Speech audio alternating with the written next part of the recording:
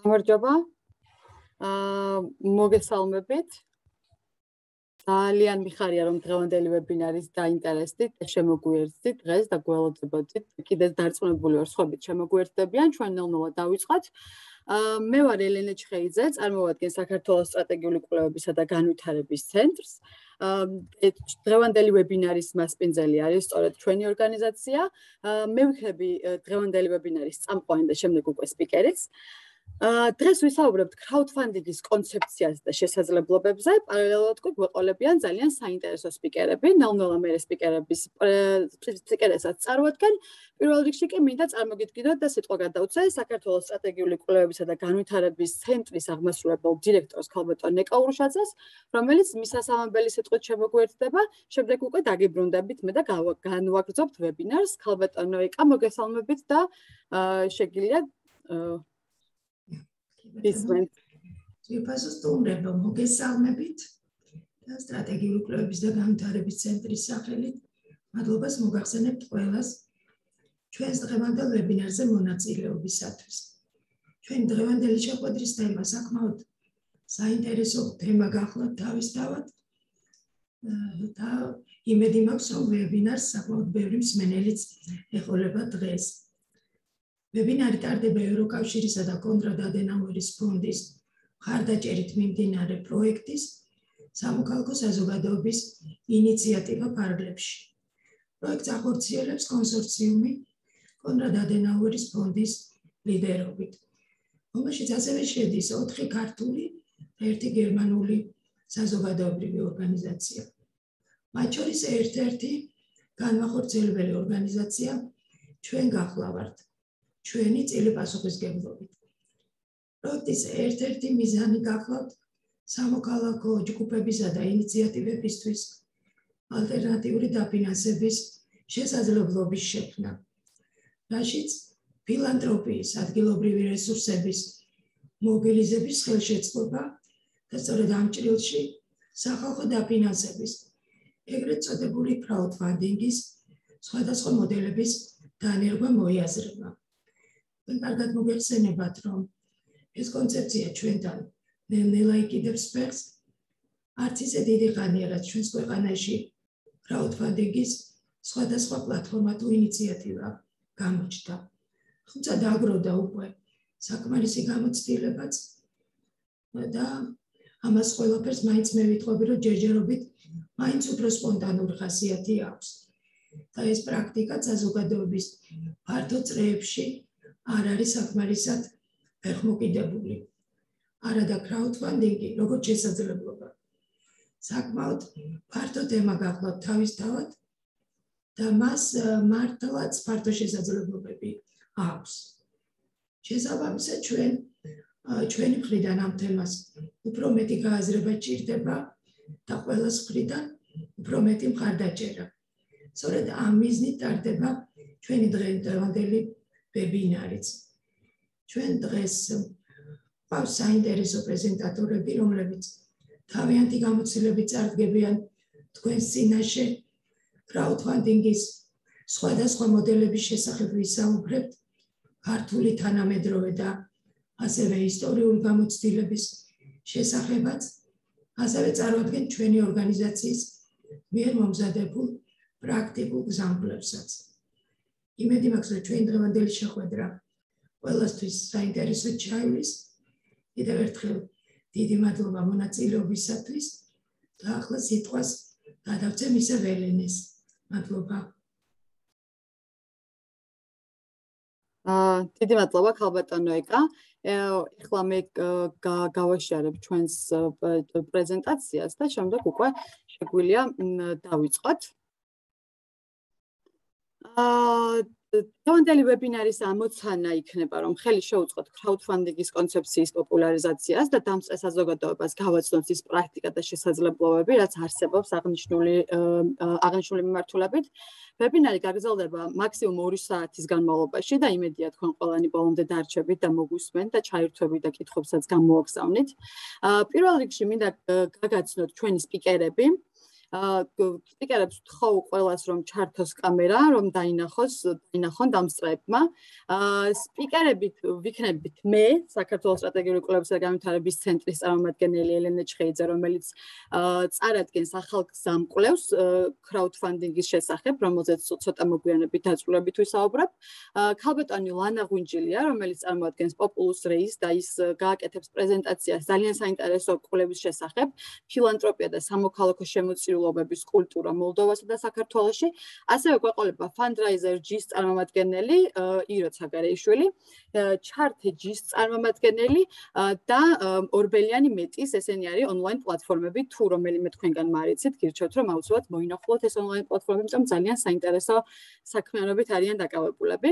ახლა კი გადავალ პირველ რიგში გთხოვთ რომ ეხლა ყველამ გამართოთ კამერები, სპიკერები ვინც არიან და შემდეგ უკვე ნელ-ნელა ვისი რიგიც მოვა იმ ადამიანმა რომ ჩართოს მხოლოდ ქალბატონი ლანა ღვინჯილია, როგორც უკვე ვთქვი, წარმოადგენს Populus Reis. ძალიან საინტერესო კვლევა ჩაატარეს მოლდოვას და საქართველოში, რომ ფილანთროპიის შესაძლებლობებს იკვლევდნენ. დღევანდელ დღეს მოლდოვაზე არ ვისაუბრებთ, ხოლო საქართველოზე დავკონცენტრირდებით, თუმცა დარწმუნებული ვარ, ქალბატონი ლანა დიდი სიამოვნებით დაინტერესებულ პირებს გაუზიარებს ამ კვლევის შედეგებს თავიდან ბოლომდე და თუ რამე კითხვები გექნებათ, შეგიძლიათ რომ მოიწეროთ. აქვე დავამატებ რომ თქვენს ეკრანზე დაბლა აუცილებლად ხედავთ კითხვა-პასუხის ბმულს იკონკასავით, რომელსაც უნდა დააჭიროთ, თუ მოგინდებათ რომ კითხვები მოიწეროთ, თითოეულ კითხვას ან წერილობით გავცემთ პასუხს, ან უშუალოდ სპიკერი გიპასუხებთ, თუ უშუალოდ სპიკერისთვის იქნება განკუთვნილი.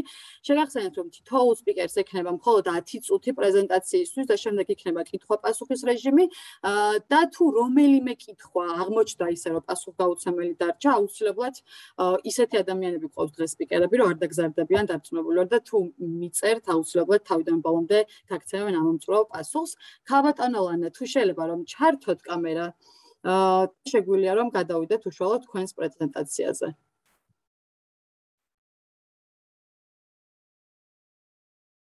ისმის ჩემი? ქალბატონო ლანა, თუ შეიძლება რომ ჩართოთ მოგესალმებით. ძალიან დიდი მადლობა, რომ დაინტერესდით ჩვენი კვლევით.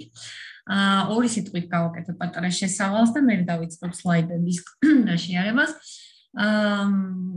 ორი სიტყვით ვიტყვი, რომ არასამთავრობო სექტორში, სამოქალაქო სფეროში მე ვმუშაობ დაახლოებით 25 წელზე მეტი და ის შესაბამისად ეს ინტერესი ჩაგვეტარებინა კვლევა crowdfunding-ის კერძო შემოწირულობებზე.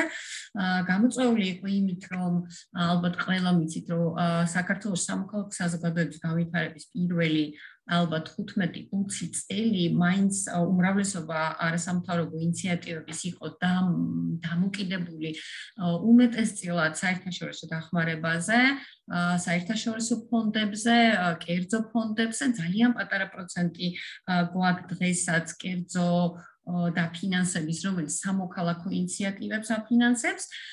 თუმცა ამავე დროს ჩვენი გამოცდილებით, რადგან ბევრ სხვადასხვა ორგანიზაციასთან მუშაობ და ასევე რაღაც არაფორმალური ინიციატივასთან, ხედავთ, რომ გაჩნდა საკმაოდ დიდი პოტენციალი crowdfunding-ის. სამწუხაროდ ჩვენ არ ვიცი თქვენ თუ რამე შევთავაზოთ crowdfunding-ის აბსოლუტურად ზუსტი შესატყვისი ქართული ტერმინი ვერ შევარჩიეთ, ამიტომ ამ პრეზენტაციაში გამოვიყენებთ ამ სიტყვას.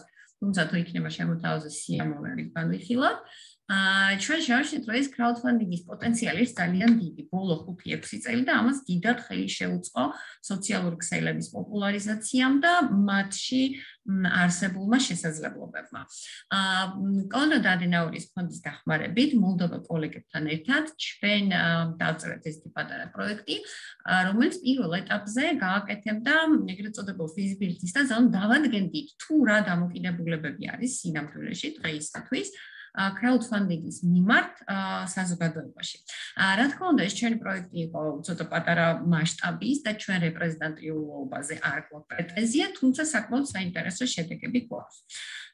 ახლა გავხსნით ჩვენს პრეზენტაციას.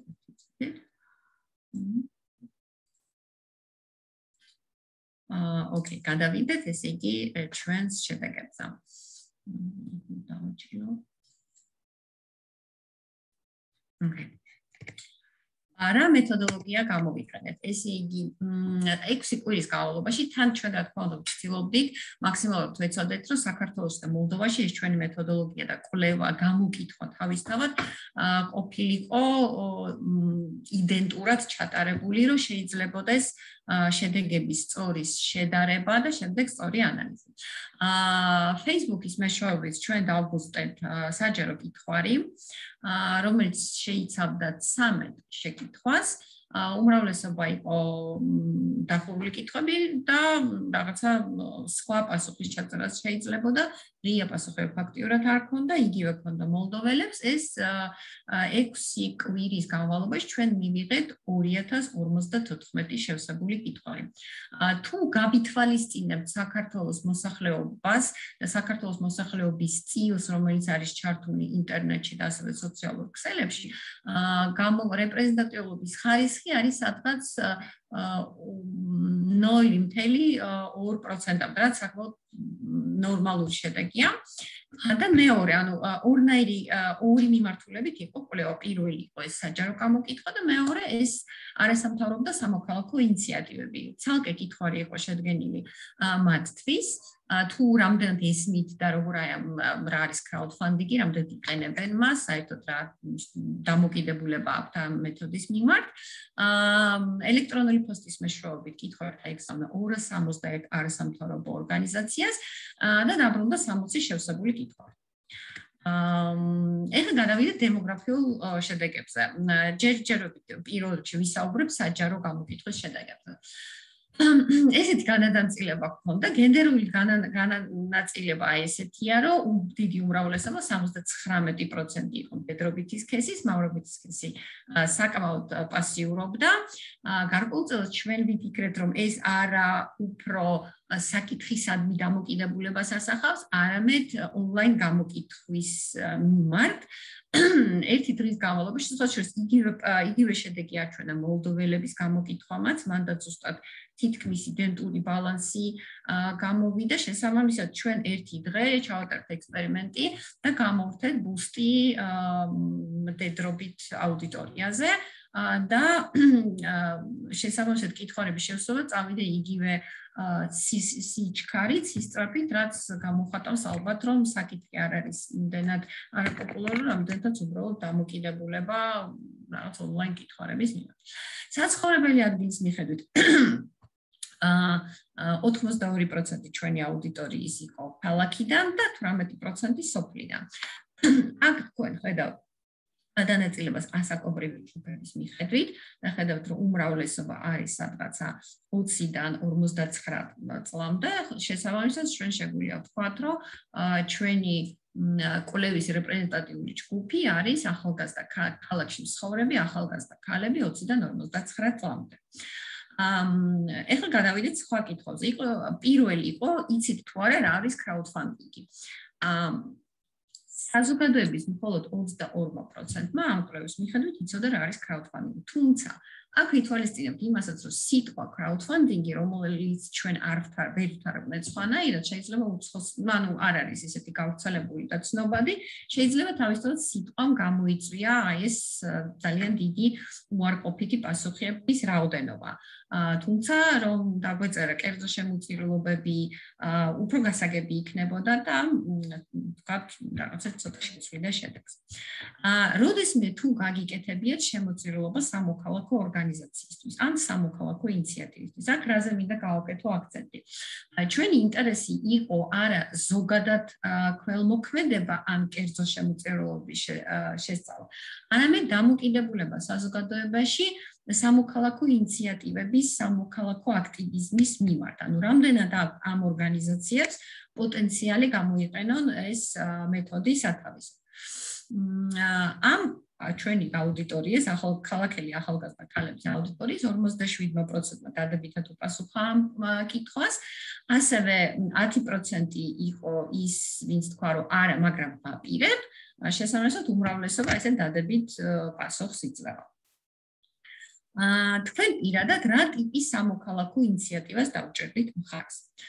აქ მივიღეთ მეტნაკლებად ტრადიციული პასუხი, ეს არის სოციალური ზრუნვა და ჯანმრთელობა, რაც გარკვეულ ასოციაციას გვიჩენს რა ქველმოქმედებასთან, ხო, იმიტომ რომ ჩვენ ვიცით, რომ ქველმოქმედება საქართველოში უმეტესწილად ვითარდებოდა ტრადიციული რელიგიური დოგმების მიხედვით, შესაბამისად ეს არის ყველაზე პოპულარული დამოკიდებულება, თუმცა ახალგაზრდობა და განათლება, გარემოს და ცხოველთა დაცვა და ადამიანის უფლებები არის ეს რაღაცა ერთმანეთთან მეტნაკლებად შედარებითი შედეგები, რომელსაც აქვს პოტენციალი მიიღოს შემოწირულობა ფართო აუდიტორიისგან.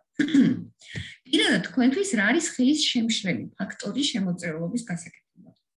შეზღუდული ფინანსები ან მატერიალური რესურსები 82%. რა თქმა უნდა, ეს პასუხი არ არის გასაკვირი, რადგან საქართველოს ეკონომიკის მდგომარეობაზე არის დამოკიდებული უფრო ვიდრე ზოგად დამოკიდებულებაზე საკითხისადმი. შემდეგი მოდის ინფორმაციის ცოდნის ნაკლებობა არასამთავრობო ორგანიზაციის ინიციატივის შესახებ, 20%, ინიციატივის ლიდერისადმინდობის ნაკლებობა 25%, შემოწირულობის გაკეთების ფორმაზე ინფორმაციის ნაკლებობა. გამოკითხულთა 12%. ამაზე ამის დასკვნებზე ცოტა მოგვიანებით ვისაუბრებ. პირადად თქვენთვის რა არის შემოწირულობის გასაკეთებლად საკმარისი მიზეზი? ანუ რა არის ის არგუმენტი, რომელიც გადაგმევინებს ნაბიჯს და შენ თქვათ მიიღებ მონაწილეობას, ან შენ წიო რაღაც პასუხისმგებლობას გაიზიარ. ყველაზე პოპულარული პასუხი იყო ზრუნვის სურვილი. აქ კიდევ ვიტყვი რომ უნდა გავითვალისწინოთ რომ უფლება გქონდათ ამ შემთხვევაში რამოდენიმე პასუხზე მონიშნის, ანუ აქ დაინახოთ ალბათ რომ 100% არ გამოდის, ანუ რამოდენიმე პასუხი იყო არჩეული და შესაბამისად სიხშირით ასე დავაგდა პროცენტები. პასუხისმგებლობის გრძნობა 44% იყო პასუხი და პრობლემის საკითხისადმი დამოკიდებულება. ასევე აქ მნიშვნელოვან წილს ინარჩუნებს ნდობა ორგანიზაციის და ინიციატივის მიმართ.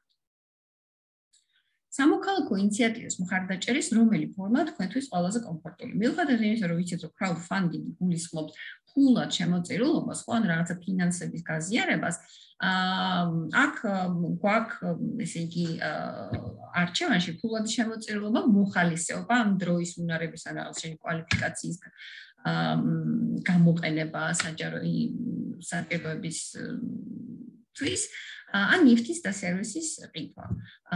ფულად შემოწირულობა აირჩია გამოკითხულთა 54%-მა, მოხალისეობა დროუნარები კვალიფიკაცია 37%. ეს რაღაცა არანაკლებ პოპულარული მეთოდი იყო ჩვენი აუდიტორიისთვის.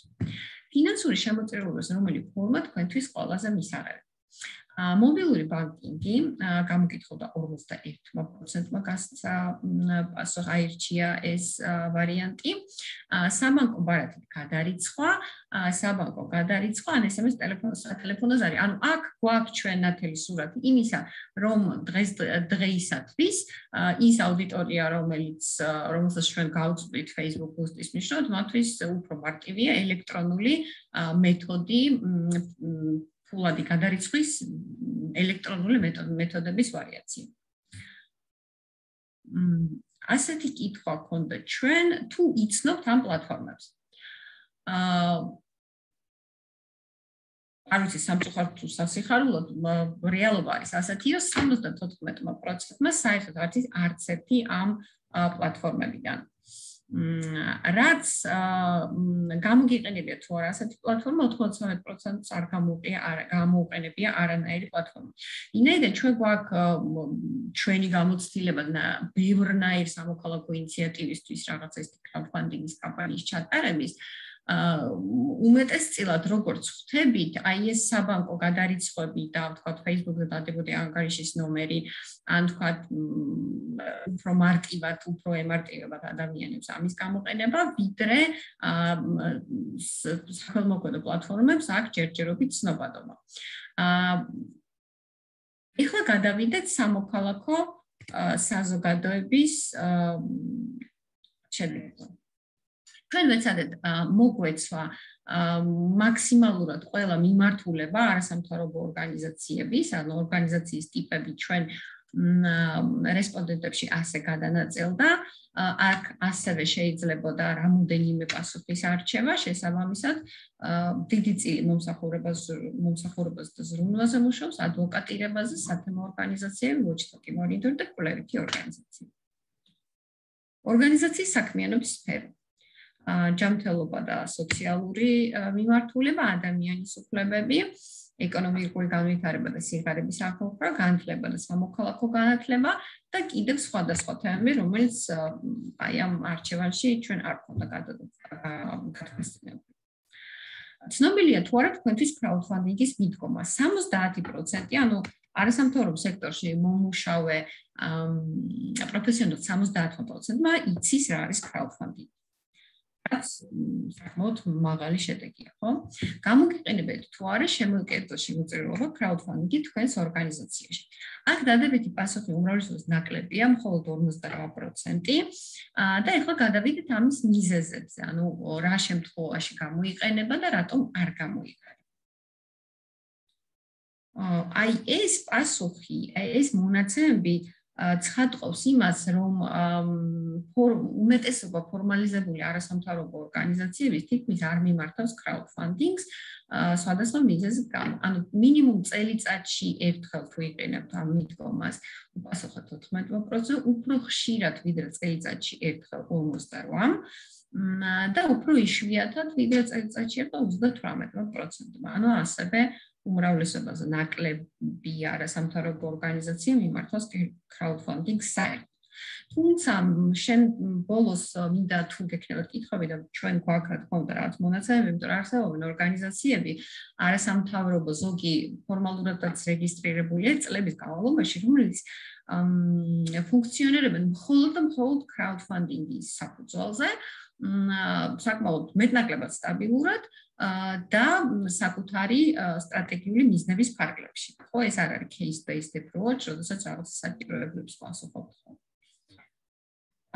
თქვენი ბიუჯეტის რა წილს შეადგენს კერძო შემოწირულობა? 62% გამოკითხულთა 62%-ისთვის ეს არის 5%-ზე ნაკლები. და მხოლოდ 10%-მა უპასუხა, რომ ეს წილი არის მათი ბიუჯეტის 50%-ზე მეტი. ანუ ყველასთვის ეს არის საკმაოდ პატარა წილი მათი დაფინანსების.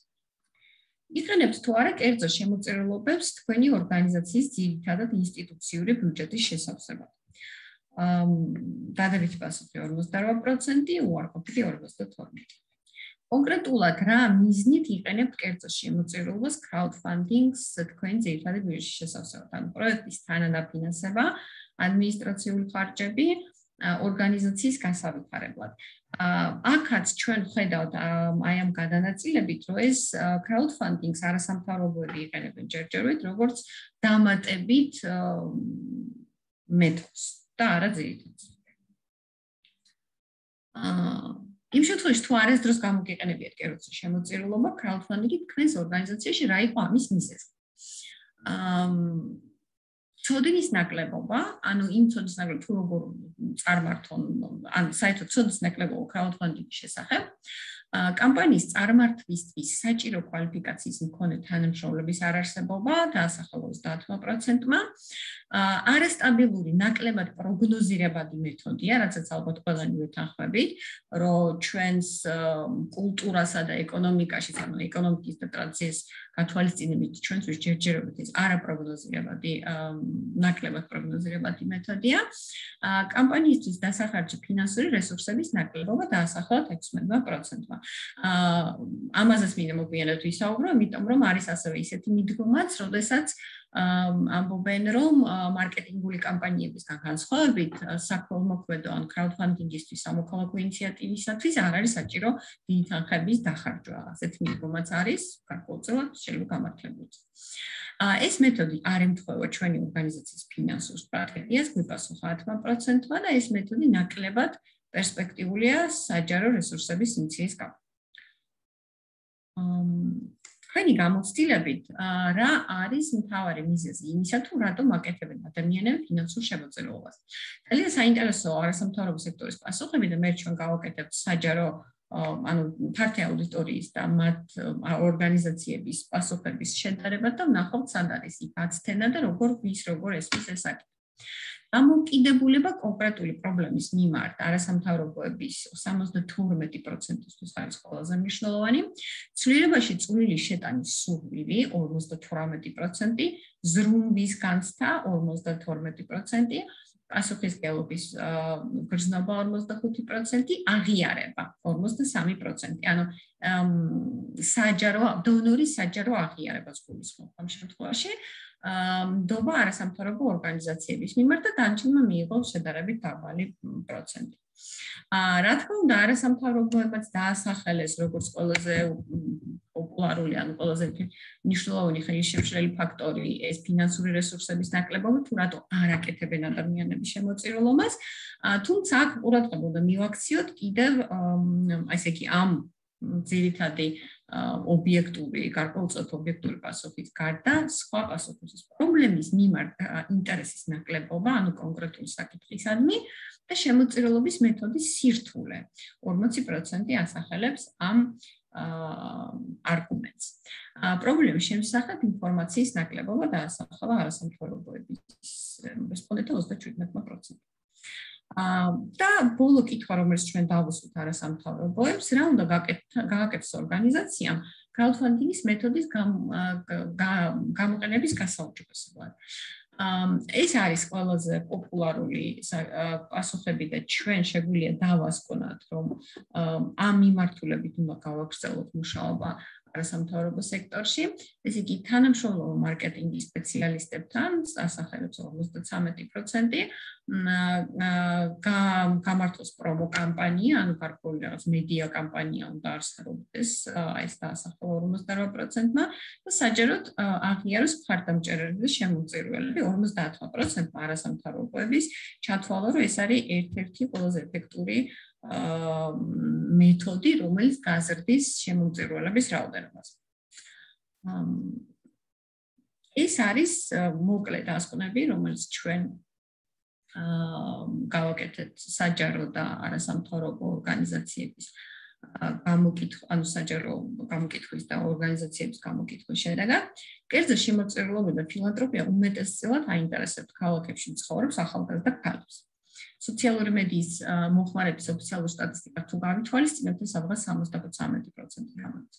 სოციალური სერვისები და ჯანდაცვა სამჯერ უფრო ადვილად მოიპოვოს პოტენციური შემოწირულობის კეთილგანწყობას, ვიდრე ხელოვნება და კულტურა. ადამიანის უფლებები, გარემოს დაცვა და ახალგაზრდობა და განათლება დონორებისათვის შედარებით ერთნაირად მიმზიდველია. ზრუნვის სურვილი, პასუხისმგებლობის გრძნობა და დამოკიდებულება პრობლემებისადმი არის გადაწყვეტილების მიღების ყველაზე მნიშვნელოვანი არგუმენტი ქართულ აუდიტორიისთვის.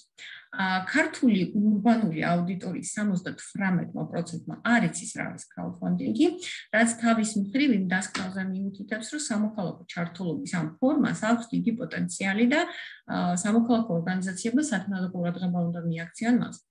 გამოკითხულმა 93%-მა არასდროს გამოუყენებია crowdfunding-ის არსებული რომელიმე პლატფორმა. იმის გათვალისწინებით, რომ ამ კვლევის გამოკითხულთა 58% აცხადებს, რომ მას როდესმე გაუკეთებია შემოწირულობა, პლატფორმების ხელმისაწვდომმა ამ პროცესში გადაწყვეტ როლს არ თამაშობს.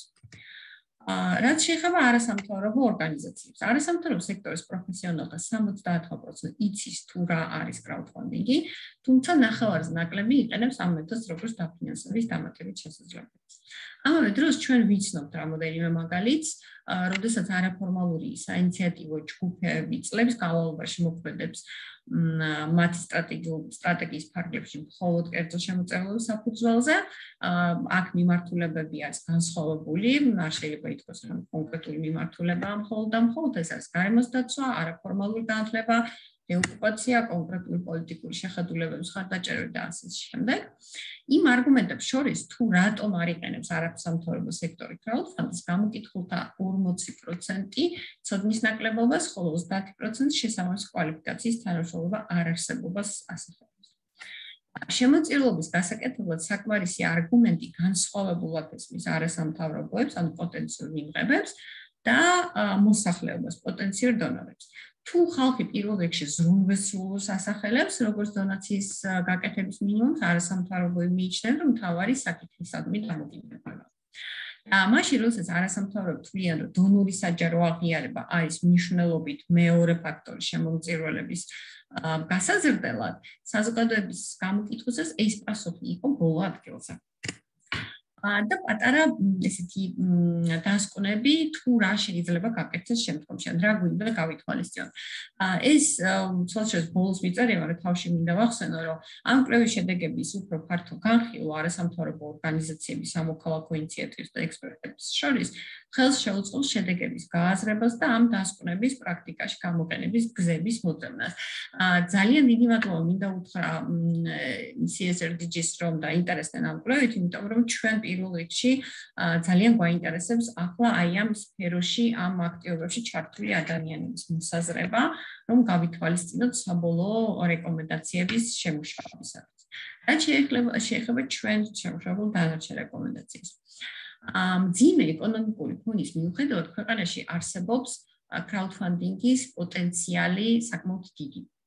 ადამიანებს, რომლებიც სამოქალაქო აქტივიზმისადმი გუგლები არ არიან, სჭირდებათ მეტი ინფორმაცია ინიციატივების შესახებ და მეტი მიმართვა აქტივისტების მხრიდან. ანუ აქ არის დიდი პოტენციალი, სადაც შეგვიძლია ვიმუშაოთ. ფინანსური რესურსების ნაკლებობას გამოკითხულთა 82% ასახავს როგორც დონაციის მთავარ ხელშემწყობ ფაქტორს.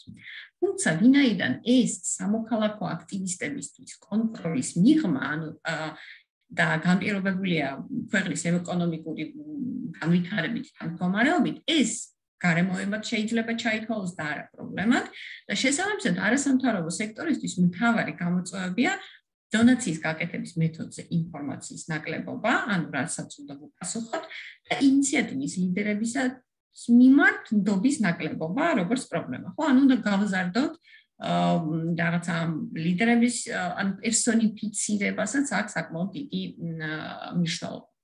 crowdfunding-ის პოტენციალის გამოსაყენებლად და მდგრადობის გასაუმჯობესებლად არასამთავრობო ორგანიზაციებს ესაჭიროებათ არსებული თანამშრომლების მოუზადება ამ მიმართულებით, სარეკლამო კომპანიებთან თანამშრომლობის ხელშეწყობა შესაძლებელია CSR-ის ფორმატით და ბენეფიციარებთან კომუნიკაციის მოდელის შეცვლა. ეს არის ჩემი პრეზენტაციის ძირითადი ყველაფერი, რაც მე მინდა თქვენთვის მეთქვა, რა თქმა უნდა, ამ თემაზე შემიძლია დიდხანს ვისაუბრა, მაგრამ მირჩევნია, რომ თუ გექნებათ კითხვები, უპასუხო თქვენ კითხვებს. ქალბატონ, დიდი მადლობა, ძალიან საინტერესო პრეზენტაცია იყო მართლაც.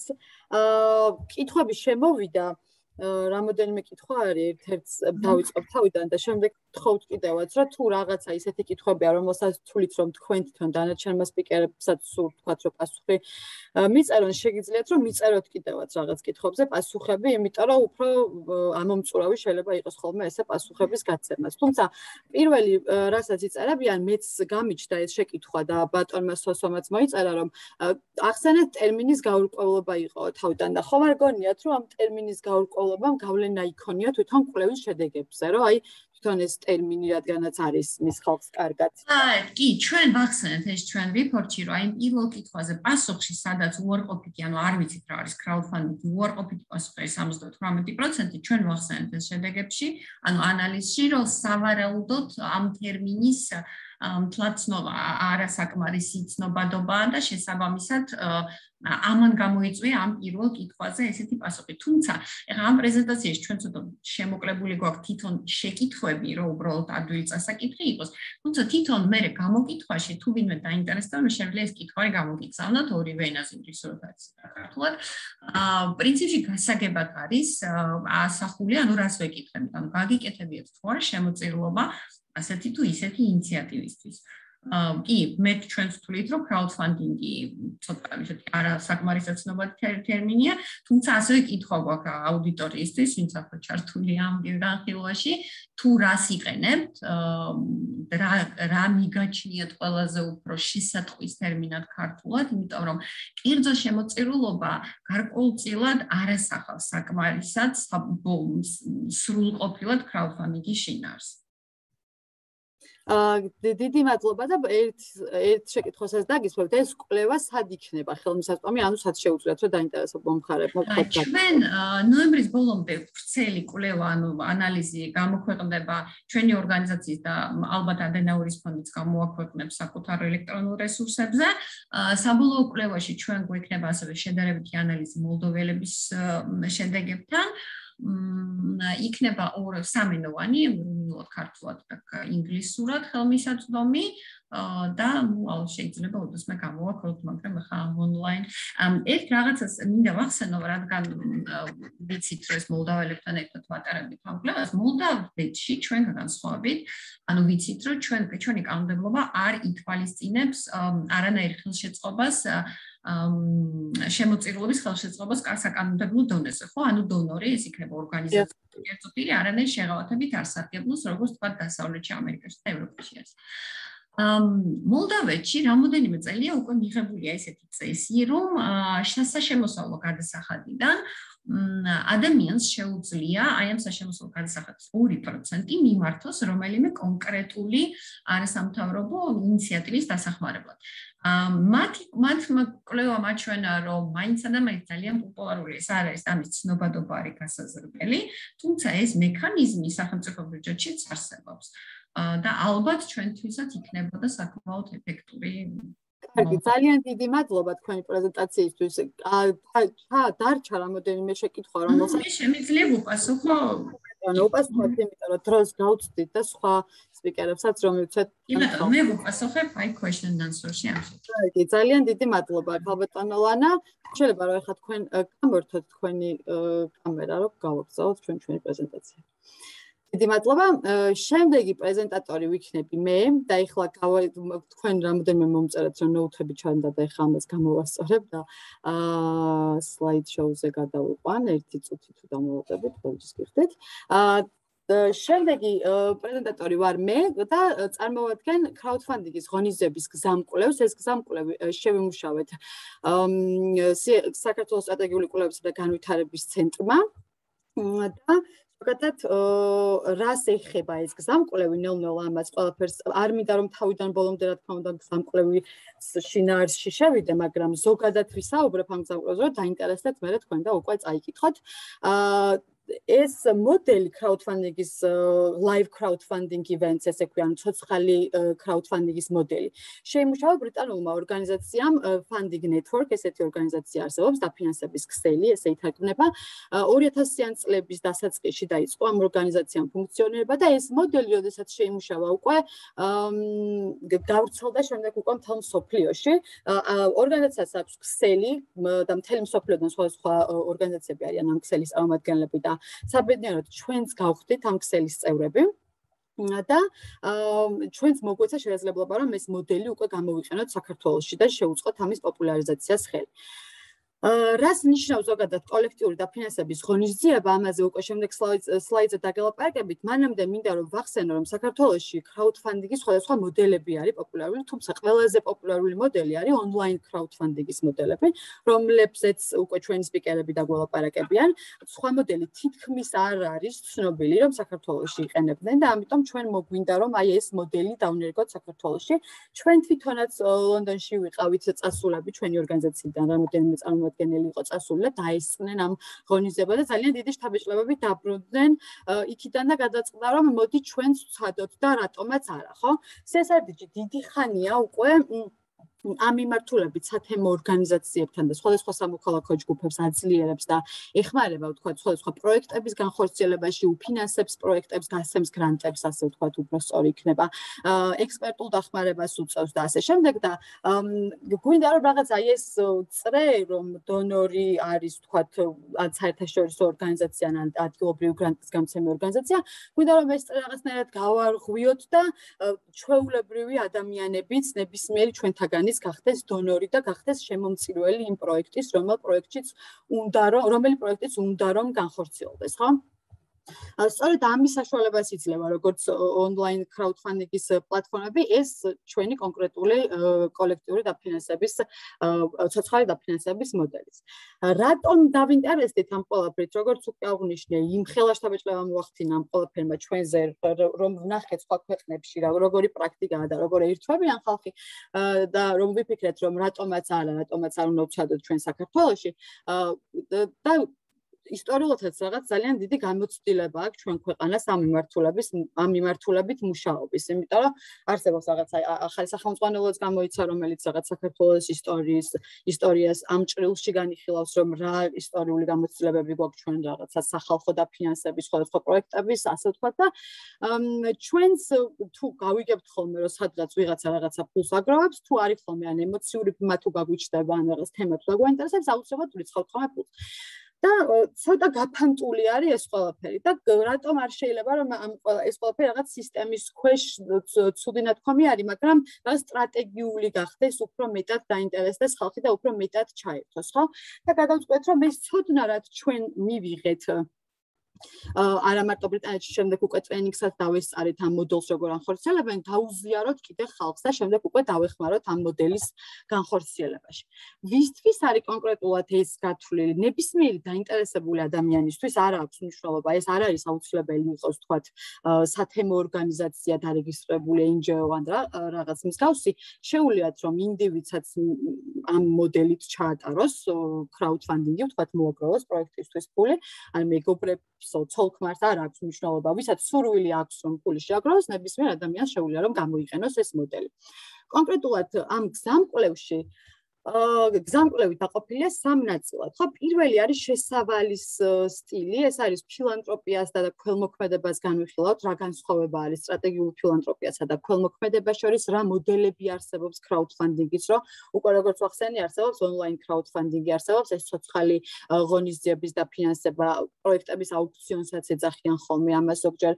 არსებობს სხვა ცეცხლზე დაფუძნებული კრაუდფანდინგი. ხო, სხვა მოდელები არსებობს კრაუდფანდინგის, როგორც უკვე აღნიშნე საქართველოში ონლაინ კრაუდფანდინგი არის ყველაზე პოპულარული, ჩვენ სწორად რომ კოლექტიური დაფინანსების ღონისძიებაზე გვინდა რომ გავაკეთოთ აქცენტი. შემდეგი უკვე ბოლოს არის საჭირო რესურსები მიბმული, ანუ სხვადასხვა არა მხოლოდ ქართული, არამედ საერთაშორისო ონლაინ კრაუდფანდინგების პლატფორმები, სადაც სხვათა შორის მინდა ვთქვა, რომ ქართული სხვადასხვა ქართველების მიერ განთავსებული სხვადასხვა პროექტებიც განთავსებულა. საკმაოდ დიდი და მთელ მსოფლიოში ცნობილი ასეთი კრაუდფანდინგების პლატფორმები არსებობს და ამ გზამკვლევში შეგიძლიათ იხილოთ მათი მისამართები და სხვადასხვა რესურსები, რომლებიც დაგეხმარებათ უშუალოდ კოლექტიური დაფინანსების ღონისძიების ჩატარებაში, ხო? კოლექტიური დაფინანსების ღონისძიება იყოფა რამოდენიმე ეტაპად. მოკლედ მინდა თვითონ ამ მოდელზე რომ ვისაუბრო, შემდეგ უკვე ვინც დაინტერესდება, შეუძლია რომ ეს გზამკვლევი წაიკითხოს და ნაბიჯ-ნაბიჯ უკვე დეტალურად გაიგოს რა და როგორ უნდა გააკეთოს, ხო? პირველ ეტაპზე ორგანიზაცია იქნება ეს თუ არა აქვს მნიშვნელობა, ვინც გადაწყვიტავს რაღაც ჯგუფი. პირველ ეტაპზე არის დაგეგმვითი ეტაპი, რომელიც გულისხმობს, რომ უნდა შეირჩეს ის პროექტები, რა პროექტებიც გვინდა რომ გავიტანოთ ღონისძიებაზე. ან რას გულისხმობს ეს, რომ ზოგჯერ ხდება ხოლმე რომ კონკურსად ცხადებს ორგანიზაცია, რომ ვთქვათ, ეხლა კონკურსად ცხადებს ორგანიზაცია და კონკურსის სახით აარჩევს სხვადასხვა გარემოსდაცვის ან სოციალურ პროექტებს. ეს შეიძლება იყოს ნებისმიერი პროექტი, რომელიც გარკვეულ თემის ან პრობლემის ან არ ვიცი, უბნის პრობლემის, ინდივიდის პრობლემის მოგვარებას ეხება. შემოდის ეს პროექტები კონკურსის სახით და შემდეგ უკვე ჟიური არჩევს 3 ან 4 პროექტს, რომელიც უშუალოდ ღონისძიებაზე წარსადგენად ეს ჯგუფი ღონისძიებაზე წარადგენს ამ თავის პროექტებს.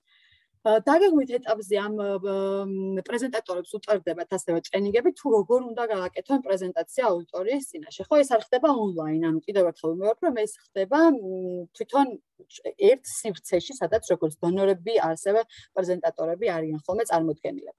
შემდეგ უკვე აუქციონის ჩატარების დღე მოდის და ამისთვის ვამზადებით, რომ ვაპატიჟებთ ხალხს, ან დონორებს ვეძახით ჩვენ, მაგრამ ესენი არიან ინდივიდები, ნებისმიერი თქვენგანი შეიძლება დაესწროს ამ ღონისძიებას. ვაპატიჟებთ ხალხს, სადღაც დაახლოებით 70-100 კაციანი ღონისძიება არის ხოლმე, გააჩნია რამდენი თანხის შეგროვება გსურთ და 3-4 პრეზენტატორი, რომელიც შეირჩა უკვე წინასწარ, გამოდიან და აკეთებენ სხვადასხვა პროექტების პრეზენტაციას, აქვთ 5 წუთი და უნდა მოგანდომონ, რომ თქვენ ფული დადოთ. ხო, გვაქვს რაღაც მინიმალური შემოწირულობა და მაქსიმუმ რამდენი შეგროვება გვინდა. და იმ დღესვე არის წამყვანი, რომელიც ჩვეულებრივად აუქციონი რო წარმოიდგინოთ, აუქციონზე როგორც იყიდება ხოლმე რაღაც ნივთები, სწორედ ისე ბრჭყალებს შევთქვათ, ყიდით თქვენს პროექტს, რომ შემდეგ უკვე ეს პროექტი განახორციელოთ. და შემდეგ უკვე ღონისძიების შემდგომ ეტაპი ძალიან მნიშვნელოვანი არის ამ მოდელისთვის, იმიტომ რომ ღონისძიების შემდგომ ეტაპზე ორგანიზაცია ვალდებულებას იღებს, რომ თითოეულ იმ შემომწირულს თუ დონორს, რომელიც ჩარიცხავს მინიმალურ შემოწირულობიდან, არა აქვს მნიშვნელობა რამდენს, გავუკეთოთ კომუნიკაცია, გავუკეთოთ ანგარიში, ვუგზავნოთ ყოველთვიურად, თუ ეს უკვე თქვენზეა დამოკიდებული, რა სიხშირით გააკეთებთ ხოლმე ანგარიშს და კომუნიკაციას და ვუთხრათ თუ რაში დაიხარჯა ის თანხა, რა თანხაც მათ შეწირეს კონკრეტულ პროექტს, ხო? ეს ძალიან მნიშვნელოვანია, იმიტომ ამ ადამიანებმა უნდა იგრძნონ, რომ ჩართულები არიან და რომ მათი ჩართულობით განხორციელდა ეს პროექტი. და შემდეგ უკვე ეს ამ მოდელის უპირატესობა არის ის, რომ გარდა იმისა, რომ ადამიანები ერთმანეთს გაიცნობენ, რაღაც ნეტვორკინგის საშუალება აქვთ, სახალისოდ ატარებენ დროს და ასე შემდეგ, ასევე არის, რომ რაღაც ჩვენი წრიდან გვეძლევა შესაძლებლობა, რომ გავიდეთ, გავარღვიოთ ეს წრე და სხვა ადამიანებსაც წარვუდგინოთ და გავაცნოთ იმ პრობლემების შესახებ, რაც ჩვენ გვაწუხებს და რისი მოგვარებად ჩვენ გვინდა და თუ გამოვა ისე, რომ კარგად წარვუდგენთ და კარგად გავაკეთებთ პრეზენტაციას, ხშირ შემთხვევაშიც გროვდება ხოლმე ის თანხა, რა თანხაც თქვენ გჭირდებათ ხოლმე ამ პრობლემების მოგვარებაზე. ასე რომ, მოკლედ რომ შევაჯამო, ეს არის ერთდღიანი პრეზენტაცია, ერთდღიანი ღონისძიება, რომელსაც აქვს თავისი რაღაც მომზადების პერიოდი და შემდეგ უკვე შემდგომი ეტაპი, ხო? ეს ყველაფერი ნაბიჯ-ნაბიჯ არის უკვე გაწერილი ამ სამკვლევში, რომ ნებისმიერმა დაინტერესებულმა პირმა თუ ჯგუფმა რა ნაბიჯები უნდა გადადგას, რომ ეს მოდელი განახორციელოს და ამ მოდელით შეაგროვოს თანხები. რა თქმა უნდა, სამომავლოდ ჩვენ გვეგმავთ სხვადასხვა აქტივობების განხორციელებას. ეს გზამკვლევის გამოცემა იყო ჩვენი პირველი ნაბიჯი, იმიტომ რომ ჩვენ რაც ცოდნად დავაგროვეთ ამ ეტაპზე, იმ ცოდნის გაზიარება იყო ეს რეალურად ამ გზამკვლევის გამოცემა. შემდეგ უკვე გვინდა რომ გავაკეთოთ საგანმანათლებლო ღონისძიებები, როგორც იქნება თქვა, საინფორმაციო შეხვედრები ან ტრეინინგები დაინტერესებული მხარეებისთვის, იმიტომ რომ გვინდა რომ ტრეინინგ მოდელი შევიმუშაოთ და ჩვენი ცოდნა გავუზიაროთ იმ ხალხს, ვინც დაინტერესდება ამ მოდელით. გეგმავთ რომ პროექტების აუქციონის პილოტირება გავაკეთოთ, რაც გულისხმობს იმას, რომ გაზაფხულზე გვინდა რომ გავაკეთოთ ღონისძიება, ეს იქნება საპილოტო ღონისძიება, ანუ ჩვენთვისაც პირველი იქნება ესეთი ღონისძიება ამ მოდელით თანხის შეგროვების სხვადასხვა პროექტებისთვის და უშუალოდ თქვენ ჩართულობაც ძალიან მნიშვნელოვანი იქნება, თუ ვინმე დაინტერესდება თქვა ამ ღონისძიებას და ეს ამ ხარდამჭერი იყოს. გაზაფხულზე იქნება ეს ღონისძიება და მანამდე გამოცხადება კონკურსი პროექტების შერჩევისთვის და თუ ვინმეც გსურთ რომ ამ კონკურსზე შემოიტანოთ განაცხადი ან ვინმეს გაუკეთოთ ნომინირება, ვისაც ფიქრობთ რომ უნდა შემოიტანოს განაცხადი, დიდი სიამოვნებით შეგიძლიათ რომ დამეკონტაქტოთ და მე აუცილებლად დაგეხმარებით რა და როგორ უნდა გავაკეთოთ. და 2022 წლისთვის შემდეგი წლიდან ვაპირებთ რომ საგრანტო კონკურსი გამოვაცხადოთ. სულ დაახლოებით 9-10 გრანტი გაიცემა იმ ორგანიზაციებისთვის თუ ჯგუფებისთვის, რომლებიც არა მარტო ამ მოდელით, არამედ ნებისმიერი მოდელით, რომელიც crowdfunding-ს ეხება, ამ მოდელით გადაწყვეტავენ, რომ განახორციელონ სხვადასხვა პროექტები და ხელი შეუწყონ ზოგადად crowdfunding-ის კონცეფციის პოპულარიზაციას საქართველოში. ახლა უკვე თუ არის კითხვები, მოდი მე შევამოწმებ თუ შემოვიდა რამე კითხვები, რომ გავაჟღეროთ, იმიტომ რომ მე მგონი მე ვარ ის ადამიანი, ვინც ამას უნდა მიაქციოს ყურადღება და შემდეგ უკვე შეგვიძლია გადავიდეთ უშუალოდ ვერგობსანი შემდეგ სპიკერზე. ცოტა დატოვებსე. ბოდიში. გიორგი რაღაცა ვერ ხსნი ძალიან ეკრანს ბოდიშს გიხდით ხალხმა ეს ელენე მარტო პრეზენტაცია ექრანში არ დავუხსნით. Всё, ბოდიში.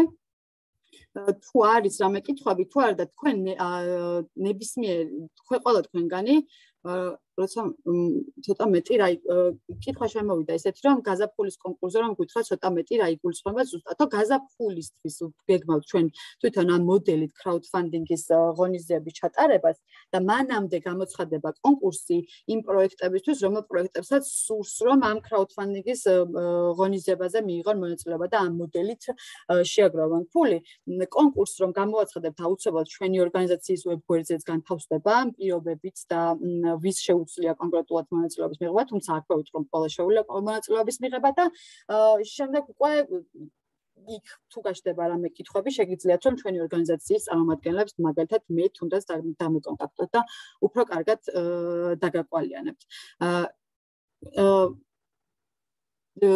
დიდი მადლობა. მე მგონი ცოტა ჩემ დროს გავწვდი და დანარჩენ კითხვებს, რასაც მოიწერებით, აუცილებლად ვუპასუხებ, ოღონდ პირად წერილობით ვუპასუხებ. ეხლა მინდა უბრალოდ რომ არ გადავაჭარბოთ დიდად დროს, შემდეგი პრეზენტატორი წარვადგინო.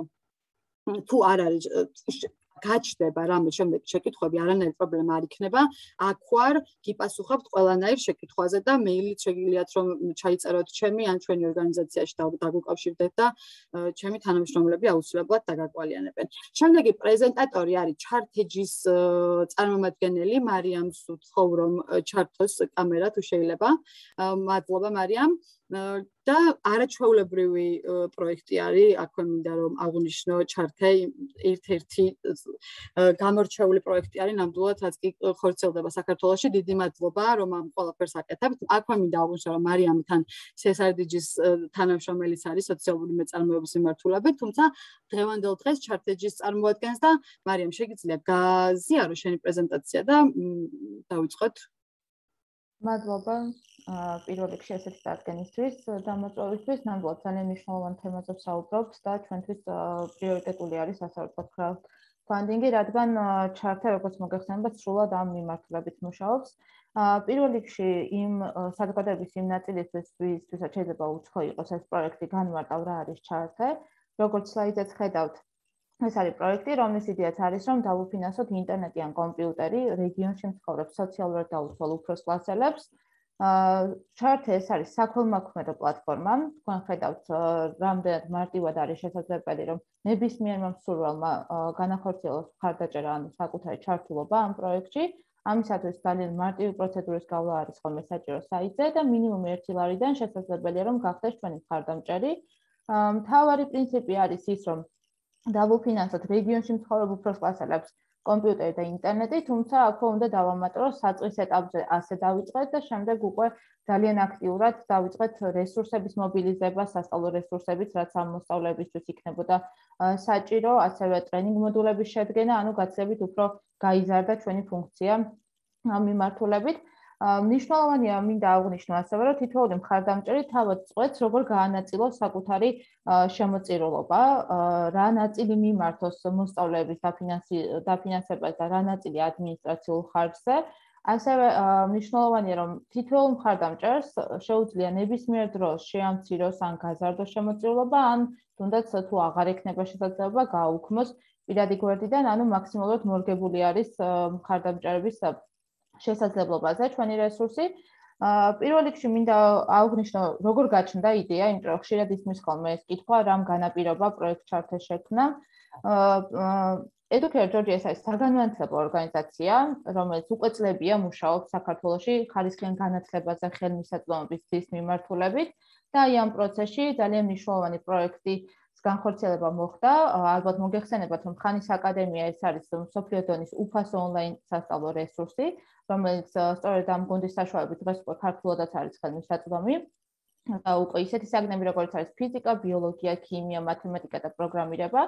ამ პროექტის ფარგლებში ხდებოდა სკოლებში რესურსის წარდგენა, ანუ ხანის აკადემიის დანერგვა და სწორედ რეგიონებში მუშაობის პროცესში აღმოჩნდა, რომ ჩვენ კი ვქმნით ამ რესურსს და წარმოადგენთ მოსწავლეებს, მაგრამ რეალურად მათ არ აქვს შესაძლებლობა, რომ მსგავსი რესურსები გამოიყენონ, რადგან არ აქვს წვდომა ინტერნეტსა და კომპიუტერზე. უფრო აქტიურად ეს პრობლემა გამოიკვეთა სწორედ რეგიონებში და რატომ შეირჩა, ასე რომ ვთქვათ, უფროს კლასელები, რადგან ისინი ძალიან მალე დგებიან ასე ვთქვათ მნიშვნელოვანი გადაწყვეტილების წინაშე, რომ დაირჩიონ პროფესიას, სად ჩააბარონ და გარდა ამისა მათ სჭირდებათ გარკვეული მოსამზადებელი პერიოდის გავლა, რაც საკმაოდ დიდ ფინანსებთან არის დაკავშირებული და დღეს უკვე ინტერნეტის დახმარებით შეგვიძლია გარკვეულწილად ეს თანხები შევამციროთ და ონლაინ რესურსები გამოვიყენოთ. აქედან გამომდინარე გადაწყდა, რომ შექმნილიყო პროექტი Charter, რომელიც 2017 წლიდან მიმდინარეობს და თქვენ ახლა ხედავთ დღევანდელი მდგომარეობით და შედეგებს მივახციეთ, რითიც ძალიან მოხარულები ვართ. 1455 მოსწავლე არის პროექტში ჩართული, რაც იმას ნიშნავს, რომ მათ მიიღეს ინტერნეტი და კომპიუტერი და ასევე მუდმივად მარაგდებიან ჩვენი გუნდისგან სასარგებლო რესურსებით. მუდმივად თანამშრომლობთ სხვადასხვა პარტნიორ ორგანიზაციებთან, რომ გავუზიაროთ მათ ტრენინგ კურსები და შეძლონ მონაწილეობის მიღება. რაც ასევე ძალიან სასიხარულოა, როგორც ხედავთ, თითქმის უკვე მილიონს მიუახლოვდა ის თანხა, რაც ფიზიკური პირების მხრიდან შეგროვდა და ამ ეტაპზე გვყავს 2400-ზე მეტი აქტიური მხარდამჭერი, რომელიც ერთგულად გვერდში გვიდგას, რომ ეს პროექტი განვახორციელოთ. ეს ინფორმაცია არის მოცემული საიტზე და ნებისმიერი მსურველი ლაივ რეჟიმში ადევნებს თვალს, რადგან ყოველთვიურად იცვლება, ყოველთვიურად გვემატება როგორც ჩართული მოსწავლეები, ასევე თანხის რაოდენობა. რაც შეეხება, ასე ვთქვათ, პროექტის მთავარ ფოკუსს, გარდა იმისა, რომ ეს არის ვთქვათ ინტერნეტის და კომპიუტერის გავრცელება და ხელმისაწვდომობის გამთავარი ეს არის გამჭვირვალობა, რამაც ვფიქრობ, რომ განაპირობა გარკვეულწილად პროექტის წარმატება. ჩვენი ასე ვთქვათ, მთავარი მიზანი არის, რომ პროექტი იყოს მაქსიმალურად გამჭვირვალე, 100%-ით გამჭვირვალე, რისთვისაც ყველა რესურსს ვიყენებთ, მათ შორის საიტზე მუდმივად ვაქვეყნებთ საბანკო ამონაწერს. ასევე თითოეული მხარდამჭერი ყოველთვიურად იღებს გამჭვირვალობის ანგარიშს, სადაც შეუძლია დეტალურად ნახოს ყველა ხარჯი, როგორც ადმინისტრაციული, ასევე ის თანხები, რაც უშუალოდ იხარჯება მოსწავლეების ინტერნეტის ან კომპიუტერის დასაფინანსებლად. მუდმივად ღია ვართ უკავშირისთვის, თუ ექნებათ რამე კონკრეტული რჩევა, იგივე ვთქვათ, რამე კითხვა კონკრეტულ ხარჯთან დაკავშირებით. აქედან გამომდინარე, ამ ასე ვთქვათ, პუნქტს განსაკუთრებულ ყურადღებას ვანიჭებთ და ნებისმიერ შეუძლია, რომ იყოს ჩახედული ფინანსურ მდგომარეობაში და როგორ იხარჯება მათი თანხა. შემდეგი ეტაპი, ასე ვთქვათ, ჩვენთვის მნიშვნელოვანი, რაც არის, რომ დონორები იყვნენ ამ პროცესის მონაწილეები. შეიძლება ისინი ფიზიკურად ჩვენთან ერთად ველზე არ დადიოდნენ, თქვათ, არ სტუმრობდნენ ოჯახებს, მაგრამ სრული შემთხვევაში მათ შეუძლიათ მთელი პროცესი წარმოიდგინონ, რა როგორ ხორციელდება. ყოველთვიურად ვუგზავნით მათ ანგარიშს, სადაც მითითებულია გასული თვის განმავლობაში, რომელ რეგიონს ვესტუმრეთ, რამდენი მოსწავლე ჩავთეთ. მაქსიმალურად ვცდილობთ, რომ ის რესურსი, ასე ვთქვათ, ფოტოების სახით ისე მოვაბილიზოთ, რომ სრული წარმოდგენა გქონდეს ნებისმიერ მსურველს, თუ როგორ ჩაიარა ამ თვემ. ნებისმიერი თანხა, რაც ჩვენი მხრიდან დაიხარჯა, ასევე ასახული არის ხოლმე ყოველთვიური გამჭვირვალობის ანგარიში და ისინი ეცნობიან მოსწავლეებსაც, ვისაც გადავეცით კომპიუტერი ან დავუფინანსეთ ინტერნეტი.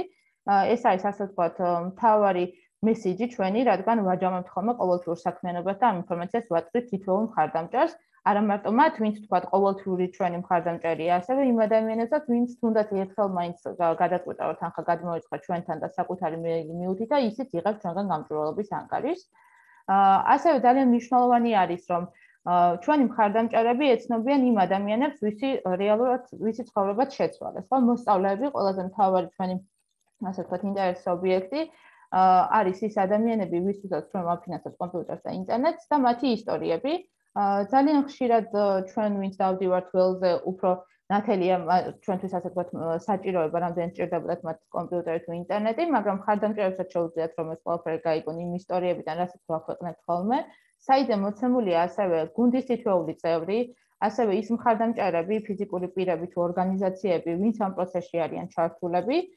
ის მოხალისეები, ვინც ძალიან აქტიურად მოგმართავენ ხოლმე და გვეხმარებიან სხვადასხვა ადმინისტრაციული საკითხების გადაჭრაში. აქედან გამომდინარე, საიტი არის მაქსიმალურად ინფორმაციული, რათა ნებისმიერი დაინტერესებული პირი იყოს ბოლომდე დარწმუნებული, რომ მის მიერ ასე ვთქვათ, გადმოიწყული თანხა დაიხარჯება მიზნობრივად და ხედავდეს მთლიან პროცესს, როგორ მიმდინარეობს შიგნით უკვე მუშაობა.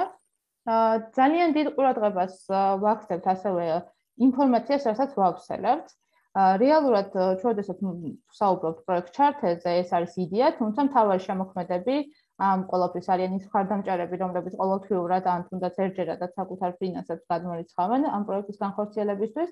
ამიტომ მაქსიმალურად ვცდილობთ ხოლმე, რომ გავაცნოთ ის ადამიანები, ვისი ცხოვრებაც შეცვალეს და აუცილებლად ყველა ოჯახი შესტუმრობის ვცდილობთ, რომ გადავიღოთ ფოტოები მოსწავლეებთან, ჩავწეროთ მათთან ინტერვიუ და შემდეგ გარკვეული პერიოდის მერე დავუბრუნდეთ და ვნახოთ რა შეიცვალა მათ ცხოვრებაში და ესეც რა თქმა უნდა იმ ადამიანებს გავაგებინოთ, ვინც ამ პროცესში იყო ჩართული. ძალიან დიდი მნიშვნელობას მანიჭებს სწორედ აი ამ მოსწავლეებთან კომუნიკაციის პროცესს. ასევე საყურადღებო არის რამ შეგვიწყო ხელი, ასე ვთქვათ. პირველი ალბათ იყო იდეა, რადგან ჩვენს გარშემო ძალიან ბევრი ადამიანი არის, განსაკუთრებით ჩვენს მხარდამჭერებს შორის, ვისთვისაც მნიშვნელოვანი არის არა მარტო ის, რომ ინტერნეტზე უნდა გქონდეს წვდომა ყველას და დღეს ეს აღარ უნდა წარმოადგენდეს ასე ვთქვათ პრობლემა, არამედ ის, რომ ინტერნეტი გამოიყენება განათლების მისაღებად და რომ განათლება არის ძალიან პრიორიტეტული ჩვენს ქვეყანაში. ამან განაპირობა, რომ ასე ვთქვათ, იდეა გახდა პოპულარული და ადამიანები შემოგვიერთდნენ და მეორე არის ალბათ ის, რომ ჩვენი მხარდამჭერების მიერ გაზიარებული პოსტები, გავრცელებული ინფორმაცია, ასე ვთქვათ, word of mouth, რასაც ეძახიან ხოლმე, ეს არის მთავარი, რაც გვეხმარება, რომ წარმატებით გავავრცელოთ ეს ინფორმაცია. თქვენ ხედავთ პატარა, ასე ვთქვათ, მონაკვეთებს, ეს არის ძალიან მცირე. მსგავსი გაზიარებები ყოველდღიურად გვაძლევს შესაძლებლობას, რომ უფრო მეტმა ადამიანმა გაიგოს ჩვენი პლატფორმის შესახებ და უფრო მეტი ადამიანი შემოგვიერთდეს ამ ასე ვთქვათ საქმეში. და ალბათ არ გაგიკვირდებათ თუ ვიტყვით, რომ ძალიან ბევრი დაბრკოლება იყო ამ გზაზე 2017 წლიდან მოყოლებული და პირველი აუცილებლად უნდა აღვნიშნო, ასე ვთქვათ, უნდობლობა მსგავსი ორგანიზაციების მიმართ. ალბათ ჩვენც გაგვჩენია ეს კითხვა და ხშირად ვიღებთ ხოლმე ჩართეს გუნდის სტავრები კითხვას, ვთქვათ, როგორ დაიხარჯება ეს თანხა, რამდენად ვართ დარწმუნებული, რომ მიზნობრივად მოხდება მისი გახარჯვა და ასე შემდეგ. ზოგადად ეს უნდობლობა არ არის გასაკვირი, მით უმეტეს ეკონომიკური მდგომარეობიდან გამომდინარე, როდესაც ადამიანებმა უნდა დათმონ საკუთარი ფინანსების რაღაც გარკვეული ნაწილი, თუნდაც მცირედი, ისინი უნდა იყვნენ დარწმუნებულები, რომ ეს თანხა მიზნობრივად დაიხარჯება და მუდმივად ვცდილობთ ხოლმე, რომ ამ მიმართულებით აბსოლუტურად გამჭვირვალე იყოს, ასე ვთქვათ, პროექტი, თუნდაც ნებისმიერ ასეთ კითხვას ვუპასუხოთ ძალიან დეტალურად და განვმარტოთ რა როგორ იხარჯება, იმისათვის რომ ეს რაღაც უნდობლობის ბარიერი დავშალოთ. ასევე ერთ-ერთი დაბრკოლება არის ის, რომ ზოგადად ეს კულტურა, ფილანთროპიის კულტურა არ არის ასე ვთქვათ მაღალ დონეზე საქართველოში განვითარებული და შესაბამისად ადამიანები არ არიან მითხოვლები, რომ მსგავს პროექტებში ჩააბდონ საკუთარი რესურსები და რაღაც მსგავს პროექტებზე იმუშავონ. ერთ-ერთი გამოწვევა, რაც ასევე აფერხებს ხოლმე ჩვენს პროექტს, არის უშუალოდ სკოლებთან მუშაობა და ინფორმაციის მოძიება. რადგან ჩართე მთლიანად შემოწირულობაზე არის, ასე ვთქვათ, დამოკიდებული და რესურსებში შეზღუდულია იმ მასშტაბთან მიმართებაში, რამხელა პრობლემაც არის, ანუ იმდენად ბევრ მოსწავლეს არ აქვს ცნობა კომპიუტერსა და ინტერნეტთან, რომ ჩვენ სამწუხაროდ ინდივიდუალურად ვერ ვახერხებთ განაცხადების მიღებას და მთელი საქართველოს მასშტაბით ინდივიდუალურად ამ მოსწავლეებთან სტუმრობას, ამიტომ გადაწყვეტილი გვაქვს, რომ რეგიონების მიხედვით ვიმუშაოთ. რაც ნიშნავს, რომ ვუკავშირდებით ხოლმე კონკრეტულ რეგიონს, იმ რეგიონში არსებულ ყველა სკოლას და ვცდილობთ, რომ ერთიანად გამოვითხოვოთ ეს ინფორმაცია, რომ მოკლე დროში მოხდეს, ასე ვთქვათ, ფინანსური რესურსის დაზოგვით, რაც შეიძლება მეტ მოსწავლესთან შევძლოთ მისვლა. სამწუხაროდ ამ ეტაპზე არის ხოლმე შემთხვევები, როდესაც სკოლები აქტიურად არ თანამშრომლობენ, ან აგვიანებენ პასუხს, ან არ გვიგზავნიან, შემდეგ მოსწავლეები მოგმართავენ და ეს გარკვეულწილად, ასე ვთქვათ, აფერხებს ხოლმე ამ პროცესს და ერთგვარი დაბრკოლება, რომელიც ყოველწლიურად ხდება მუშაობის პროცესში. მოსწავლის საჭიროების დადგენა ასევე არის გარკვეული დაბრკოლება, რადგან ჩვენი წარმომადგენელი თითოეულ ოჯახს სტუმრობს და ადგენს რეალურ საჭიროებას იმისთვის, რომ არ მოხდეს, ვთქვათ, და არ გადავცეთ კომპიუტერი ისეთ, ვისაც რეალურად იმ ეტაპზე არ აქვს საჭიროება, როცა სხვა მოსწავლე გველოდება და გამოვიწყოთ ესეთი ფაქტები. ასევე პრეზენტაციის დასაწყისში გაჩვენეთ, რომ მხარდამჭერებს თავად აქვს შესაძლებლობა, რომ გაანაწილონ მათ მიერ გადმოეწყული თანხა რა ხარჯებზე განაწილდეს, ეს იქნება მოსწავლეების დაფინანსება თუ ადმინისტრაციული ხარჯი და სწორედ აქ ერთ-ერთ დაბრკოლებას ვაძლევთ ხოლმე, რომ საკმაოდ მცირეა ის თანხა, რასაც ადმინისტრაციულ ხარჯებზე გამოყოფენ, მაშინ, როდესაც ამ პროცესის უზრუნველყოფისთვის საკმაოდ რესურსები არის საჭირო და მუდმივად გვიწევს ხოლმე, რომ დამატებით ვეცადოთ მოძიება მარკეტინგული ხარჯებისთვის, იგივე საიტის გამართვისთვის და უზრუნველყოფისთვის. და ერთ-ერთ დაბრკოლებას კიდევ აღნიშნავდი, ეს არის, რომ არის შემთხვევები, როდესაც კონკრეტული კომპანიები ან ორგანიზაციები ერთვებიან ხოლმე და ჩვენ მათი დაფინანსებით გადავცემთ კომპიუტერს ან ვუფინანსებთ ინტერნეტს და ხშირად არის ხოლმე, რომ ამ საქმიანობას მიაწერენ კონკრეტულ ორგანიზაციას და ჩვენ მუდმივად ვცდილობთ, რომ შევინარჩუნოთ დამოუკიდებლობა, რადგან რეალურად ჩართე არის, ასე ვთქვათ, კერძო ინიციატივა, რომელსაც ჩვეულებრივი ფიზიკური ადამიანები ფიზიკური პირები აფინანსებენ და აუცილებლად უნდა აღინიშნებოდეს მათი წვლილი ამ პროცესში. რაც შეეხება, ასე ვთქვათ, ჩვენს კამპანიებს,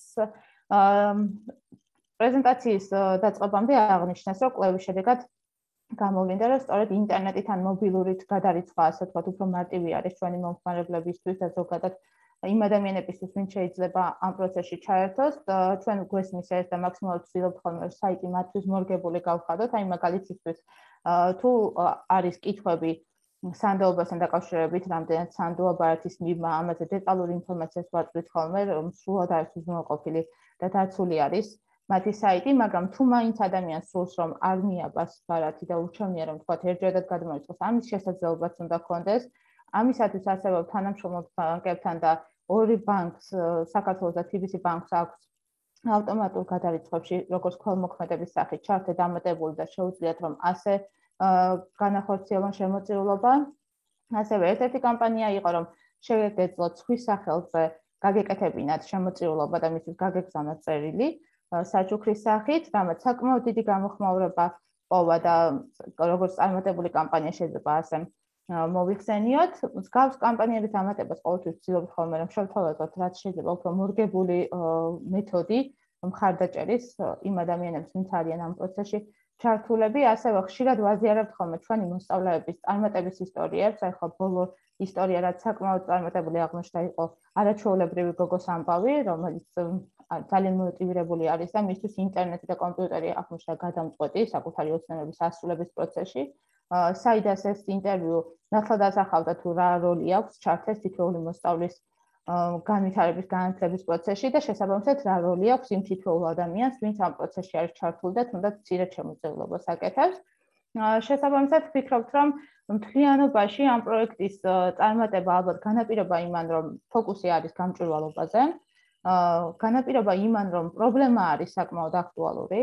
აუცილებლად უნდა აღვნიშნო, რომ პანდემიამ ეს ყველაფერი უფრო ნათლად დაგვანახა, როდესაც გამოცხადდა პანდემია და დაიხურა სკოლები, აღმოვაჩინეთ, რომ ჩვენს გარშემო ძალიან ბევრი მოსწავლე განათლების სისტემის მიღმა დარჩა, რადგან მათ არ ქონდათ ელემენტარული წვდომა ან ინტერნეტზე, ან კომპიუტერზე და ვერ ეხერხებდნენ, რომ ჩართულიყვნენ გაკვეთილებზე.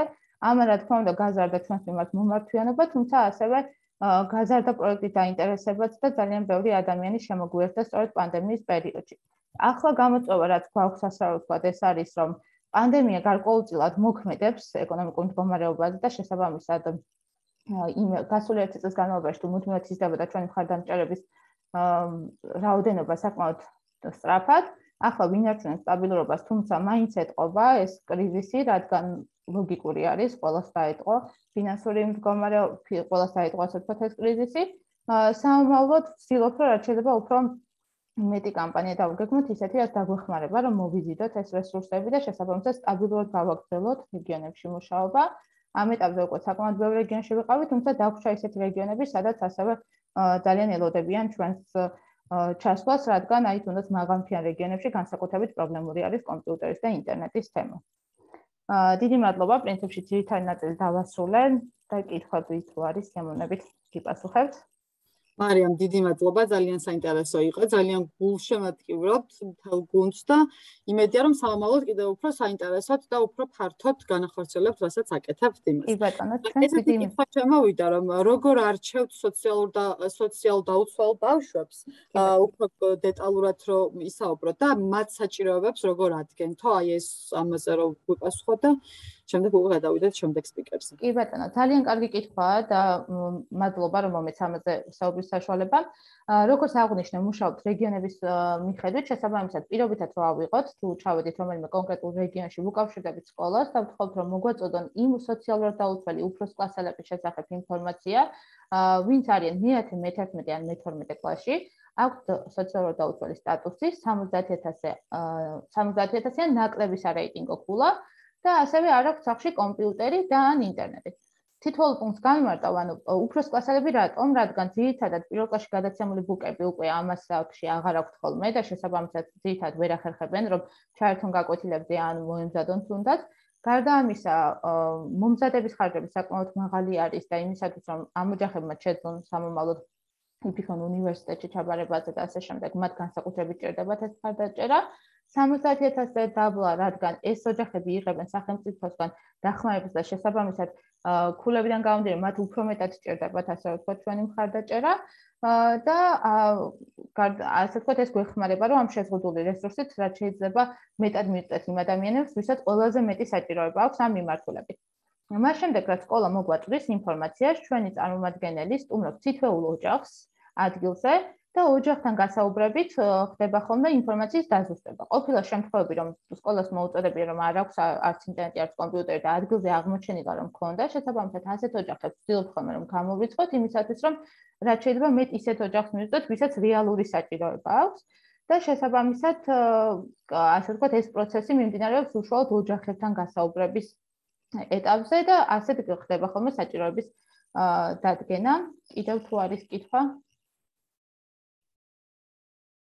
ზოგადად კი, დაასრულე და მე არა კითხვა ვნახე და ვიფიქრე ვუპასუხებ ხო, მაგრამ გისმენელენ და მე ვუპასუხებ კითხვას. გთხოვენ საკონტაქტო მეილის გაზიარებას და თუ შეგიძლია რომ მე აუცილებლად მიწერო და არ გამოგრჩეს ეს. კი ბატონო. კი ბატონო, კითხვა იყო ადმინისტრაციულ ხარჯებთან დაკავშირებით კიდევ. მე თქვა რომ რა პროცენტი მიდის ადმინისტრაციულ ხარჯებში და რამდენი ადამიანი ყავთ ანაზღაურებადი თანამშრომელი, ამაზე რომ მოკლედ ვუპასუხოთ და შემდეგ კი ბატონო. ზოგადად იმის გათვალისწინებით, რომ ასე ვთქვათ, მუდმივი თანამშრომელი საკმაოდ მცირე არის გუნდში, ანუ გუნდის წევრები ითავსებენ ძალიან ბევრ საქმეს იმისათვის, რომ ვთქვათ, ბევრი თანამშრომლის ასე ვთქვათ, აყვან ამ ეტაპზე არ შეუძლია ორგანიზაციას, ხშირად ყავს ხოლმე მოხალისეები, რომლებიც გვეხმარებიან, ან ადამიანები, რომლებიც კონკრეტულ საქმეზე გვეხმარებიან. აი პირობითად რეგიონალური წარმომადგენელი, რომელიც თანამშრომლად შეიძლება არ იყოს და იმ კონკრეტულ რეგიონში გვეხმარებოდეს, როდესაც მუშაობთ, ამ პირობითად მძღოლი, რომელიც კონკრეტულ ვიზიტებზე გვეხმარება, ასევე ფოტოგრაფი, მუდმივი თანამშრომელი, ეს არის ძირითადად, ვინც არის ბუხალტერი, მარკეტინგის მიმართულებით, ეს არის სოციალური მედია, ასევე პროექტის კოორდინატორი და საოპერაციო მენეჯერი. ეს ადამიანები უზრუნველყოფენ, რომ პირველ რიგში მოხდეს საჭირო რესურსების მობილიზება, ეს იქნება კომუნიკაცია როგორც ფიზიკურ პირებთან, ანუ ასე ვთქვათ, დონორებთან, ასევე კონკრეტულ ორგანიზაციებთან, ასევე ადამიანი, რომელიც მუშაობს სკოლებთან და შემდგომ უკვე მოსწავლეებთან, მოიძიებს ამ ინფორმაციას, ხდება დამუშავება, ვიზიტების დაგეგმვა, შემდეგ უკვე ხდება რეგიონალური წარმომადგენელი თუ ყავს მასთან კომუნიკაცია, რომ ადგილზე მოხდეს ამ ოჯახებთან ვიზიტი, ან უშუალოდ შეიძლება გუნდის წევრიც კი წავიდეს უშუალოდ ვიზიტებზე, მეც პირადად საკმაოდ ხშირად დავდივარ ხოლმე ვიზიტებზე და არ აქვს მნიშვნელობა რომელ რეგიონში და ვცდილობ ხოლმე რომ ადგილზე გავეცნოთ ამ ოჯახებს და მათი საჭიროება კარგად ვიცოდეთ.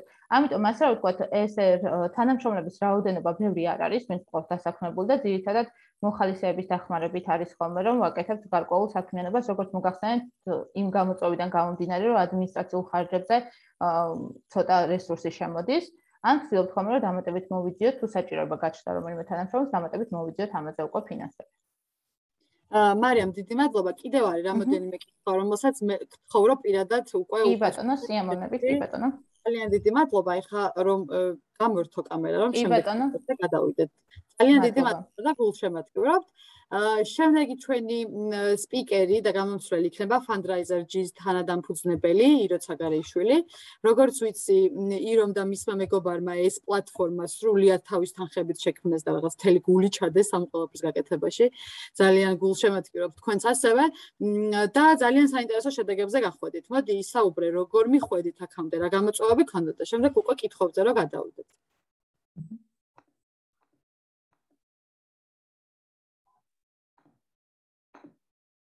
მოგესალმებით პირველ რიგში ელენე უღმეს მადლობა წარდგენისთვის და ზოგადად ამ ღონისძიების ორგანიზებისთვის. მივესალმები ასევე საზოგადოებას და ჩვენ ასე რომ ვთქვათ თანამებრძოლ crowdfunding პლატფორმებს, რადგან რეალურად საერთო გამოწვევების წინაშე ვართ და ამ თემაზე ცნობადობის ამაღლებისთვისაც რაღაც საერთო სამუშაოს წერთ. მე მოგიყვებით Fundraiser-ის შესახებ, რომლის შექმნის იდეა 2017-18 წლებში გაჩნდა პირველად და როგორც აქ ყოფს სხვა პლატფორმებს, ჩვენი ნიშური ხედვა და მიზნები გვაქვს და ამის შესახებაც გიამბობთ. ასევე მოკლედ მიმოვიხილავ ჩვენ მიერ გამგებელ გზას და გაგაცნობთ არსებულ შედეგებს და ვისაუბრებ ასევე იმ წარმატებულ პროექტებზე, რომელიც ამ ეტაპამდე გვაქვს. გუნდით დავიწყებ, რადგან რეალურად გუნდითვე დაიწყო ჩვენი ამბავი რამდენიმე წლის წინ, როცა უამრავი საინტერესო პროექტის იდეა გვქონდა, თუმცა მათ შესასრულებლად საჭირო ფინანსური რესურსები არ გაგვაჩნდა. დავიწყეთ საერთაშორისო გამოცდილების მოძიება პირველ რიგში და მივხვდით, რომ აუცილებლად უნდა შექმნილიყო ქართული crowdfunding პლატფორმა, რომელიც თითოეულ იდეას, ნებისმიერ მიმართულების იდეას მისცემდა მინიმუმ ერთ შანსს მაინც. მართალია იმ ეტაპისთვის სასწრაფოდ ვერ შეიქმნა, მაგრამ რადგან დღეს და ახლა აქ ვართ, უკვე იმას ნიშნავს, რომ დასახულ მიზანს მივახციეთ და fundraiser-ი შემიძლია ვთქვა, რომ საკმაოდ ეფექტურად მუშაობს. მე და ზუკა fundraiser-ის გარდა მუშაობთ საერთო სოციალურ და ბიზნეს პროექტებზე და ორივე რეალურად ჩვენი საქმიანობების სპეციფიკა მიგვიყვანა იქამდე, რომ შეგვექმნა fundraiser-ი. ამ პროექტზე მუშაობა იმით დავიწყეთ, რომ პირველ რიგში ტესტავდით განსათავსებელ პროექტების სხვადასხვა მოდელებს, ანუ როგორ უნდა ემუშავა და ჩარიცხვის რა მოდელები უნდა გქონოდა, ხვდით ამ პლატფორმას და საბოლოოდ დაგროვილი გამოცდილებით უკვე რეალურად მზად ვართ, რომ ვიყოთ მნიშვნელოვანი პროექტების ინიცირების თუ მათთვის საჭირო ფინანსური რესურსის და ინვესტიციის მოძიების პლატფორმა. აქვე ვიტყვი, ჩვენი მთავარი მოტო არის ის, რომ მხოლოდ პლატფორმის არსებობა ბიზნეს მიღწევისთვის არასდროს არ არის საკმარისი და ამისთვის საჭიროა საზოგადოების ჩართულობა და მხარდაჭერა. რეალურად fundraiser-ის და სხვა ყველა მსგავსი პლატფორმის მეშვეობით ჩვენი მოტო ეს არის ზუსტად, რომ შეგვიძლია შევქმნათ ისეთი სამყარო, რომელსაც გვინდა რომ ხედავდეთ. გადავალ ჩვენ ისტორიაზე, როგორც გითხარით, შექმნა 2018 წელს დავიწყეთ და რამდენიმე პატარა წარუმატებლობაზეც მოგიყვებით, როგორც მარიამმა აღნიშნა, ეს გზაც ისე მარტივი არის პროსი პლატფორმების შექმნის. ზუსტად ვიცოდით თავიდან როგორი უნდა ყოფილიყო პლატფორმა, რა ფუნქციონალები უნდა ქონოდა და როგორ უნდა ემუშავა. დავიქირავეთ web developer-ის საკუთარი კომპანიით, დავთქვით ჩაბარების ვადა 6 თვე, თუმცა რეალურად 12 თვის განმავლობაში არ ქონდა ჩაბარებული პლატფორმა, შემდეგ გამჟღავნდა, რომ ეს კომპანია თვითონ გაკოტრდა და ეს იყო ალბათ ჩვენი პირველი და ყველაზე დიდი იმედგაცრუება, თუმცა რაღაცნაირად ერთმანეთის მოტივირებით ამ საქმიანობის გაგრძელება შევძელით. ამ პროცესში ასევე ვცდილობდით დაფინანსების მოძიებას, თუმცა იმ პერიოდში თვითონ საკითხის არაპოპულარულობიდან გამომდინარე დადებითი შედეგი არ მოჰყოლია და რეალურად ეს ჩვენთვის ალბათ უფრო მეტად მოტივატორი იყო, რომ გაგვეგზელებინა მუშაობა და ამ პლატფორმის ეფექტურობა დაგვემტკიცებინა. მივხვდით, რომ ყველაფერი საკუთარი სახსრებით უნდა გაგვეკეთებინა, როგორც ელენემ თქვა და სწორედ ნიშა რომ ვახსენე, ალბათ ეს არის, რომ ჩვენმა გუნდმა მთელი ეს გზა გარემ მნიშვნელოვანი მხარდაჭერის გარეშე გაიარა, ამიტომ დღეს ნებისმიერ გამოწვევას თუ ეგრეთ წოდებულ ვარდნის პერიოდებს საკმაოდ მშვიდად ვხვდებით. ამ ამბის შემდეგ უკვე ნახევრად შექმნილი პლატფორმა მაინც ჩაუშვით იმ მიზნით, რომ უბრალოდ გაგვეტესტა პროცესი, მიგვეღო უკავშირი, დავკვირვებოდით მომხმარებლის ქცევას და მიმოსვლას თვითონ პლატფორმაზე, მაგალითად, სად იჭედებოდა, სად უმარტივდებოდა, რა უჭირდა თანხის გადახდის დროს და ასე შემდეგ. მერე კი ამ მონაცემებზე დაყრდნობით შევქმნით ახალი დონორებისა და პროექტების ავტორების ინტერესებს მაქსიმალურად მორგებული UI UX დიზაინი, ავაშენეთ ახალი პლატფორმა და ყოველგვარი შეფერხების გარეშე გავუშვით უკვე 2020 წელს საბოლოო ვერსია. რომელიც ასე გამოიყურება ახლა, ეს არის მთავარი გვერდი, ხოლო ამ ფოტოზე ხედავთ უკვე პროექტების ნაწილს. ეხლა გადავალ იმ დაცვად შედეგებზე, რაც ამ დრომდე გვაქვს, ძალიან მოკლედ მოვიხილავ. ეს არის პროექტების მიერ შეგროვებული ჯამური თანხა პლატფორმაზე 58000 ლარზე მეტია, საიდანაც 18000 ლარზე მეტი ასევე წარმოადგენს საერთაშორისო ჩარიცხვებს, რაც განსაკუთრებით გვიხარია. უფრო მეტად კი ეს არის ევროკავშირის ქვეყნებიდან ჩარიცხვები და უცხოური ბარათების გატარებები ევროკავშირის ქვეყნებიდან. ამ ეტაპზე პლატფორმაზე განთავსებული არის 14 კომპანია და გვაქვს 9 სრულად დაფინანსებული პროექტი, რომელთა თანხაც უკვე გადაეცათ პროექტის ავტორებს და განხორციელებულია მათ მიერ გაწერილი თითოეული აქტივობა. გვყავს 1500-მდე უნიკალური დამფინანსებელი, რომელთა დაახლოებით 30% აფინანსებს არა მხოლოდ ერთ პროექტს, არამედ რამდენიმე პროექტის დონატორად ითვლება. რაც შეეხება წარმატებულ კამპანიებს, მოკლედ მოგიყვებით 3 უკვე დახურულ და წარმატებულად დასრულებულ პროექტსა და ერთ საკმაოდ საინტერესო მიმდინარე პროექტს. პირველი ეს არის United We Stream თბილისის კამპანია, რომელიც 2 ეტაპად მიმდინარეობდა fundraiser-ზე და ჯამში 30000 ლარამდე შეგროვდა. ეს არის ყველაზე დიდი კამპანია, ყველაზე დიდი ბიუჯეტით, რომელიც ამ დრომდე გაგვახორციელებია სრულად. მიზანი იყო, რომ ქართულ საკლუბო სივრცეებს გასწევოდათ ფინანსური მხარდაჭერა პანდემიის განმავლობაში. ფოტოზე ამ სლაიდის ამ ფოტოებზე გამოსახული არის პირველი ეტაპის კამპანია და ამ პროექტიდან მივიღეთ ყველაზე დიდი გამოცდილება სწორედ საერთაშორისო ჩარიცხვების შესახებ და სულ რამდენიმე საათში შევძელით, რომ დაგვეინტეგრირებინა გადახდის PayPal-ის სისტემა, იქიდან გამომდინარე, რომ მოთხოვნა იყო და არ გვინდოდა, რომ დაგვეკარგა უცხოელი დონატორები. შემდეგი კამპანია ეს არის Kill Ages-ის სადებიუტო ალბომის მხარდასაჭერად. ეს იყო ჩვენთან პირველი კამპანია, რომელიც პაკეტების გაყიდვას ითვალისწინებდა და ისიც სრულად დაფინანსდა. თანხის ჩარიცხვის სანაცვლოდ მსმენელი მიიღებდა ბენდის კონცერტის ბილეთებს, რომელიც ჩატარდებოდა პანდემიისგან გამომდინარე შეზღუდვების მოხსნის შემდეგ. თანხა შეგროვდა და როგორც სლაიდზე ხედავთ, გამოსცეს თავიანთი პირველი სადებიუტო ალბომი Original Brothers. და არტაპისა და ჩვენი კოლაბორაცია ალბათ არა, ჩვენი ყველაზე სწრაფად დაფინანსებული პროექტია. 3 დღეში სრულად შეგროვდა კამპანიის განსახორციელებელი თანხა, ისე რომ წესიერად ვერც მოგასწარით თუნდაც მედიისთვის შეტყობინება და სოციალურ ქსელებში ინფორმაციის გავრცელება.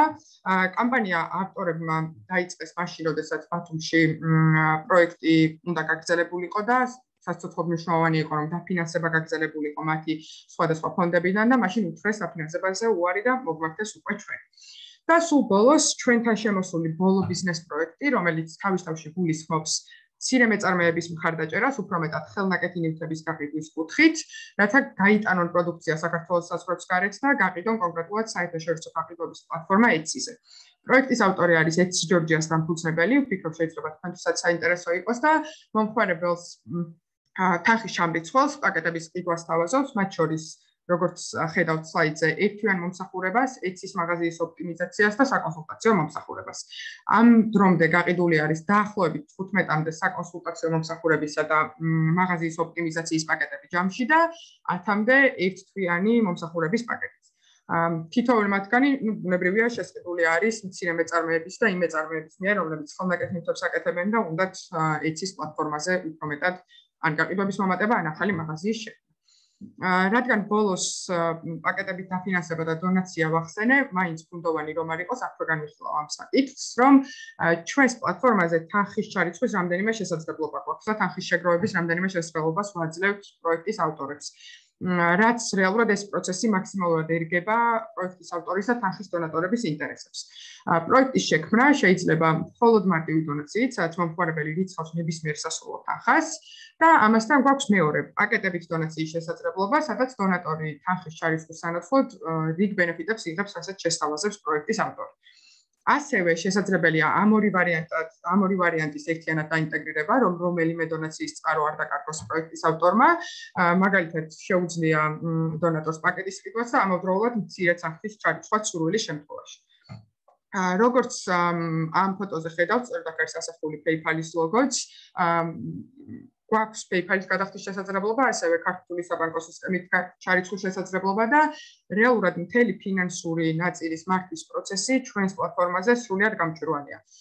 თანხის ჩარიცხვისთანავე იმწამიერად აისახება ეს ჩარიცხვა პროექტის თანხის ჩამრიცხველების ნაწილში და ნებისმიერ დონატორს თუ მომხმარებელს ან დაინტერესებულ პირს ამ პროექტის ავტორს იმწამიერადვე შეუძლია ნახოს რა რაოდენობის თანხაა შეგროვებული. პლატფორმაზე ამ ეტაპზეც მიმდინარეობს განახლებები, რადგან ბუნებრივია მუდმივად იცვლება პროექტის ავტორების და დონატორების ინტერესები, მით უმეტეს ამ პერიოდში, როდესაც crowdfunding-ი პოპულარული ხდება.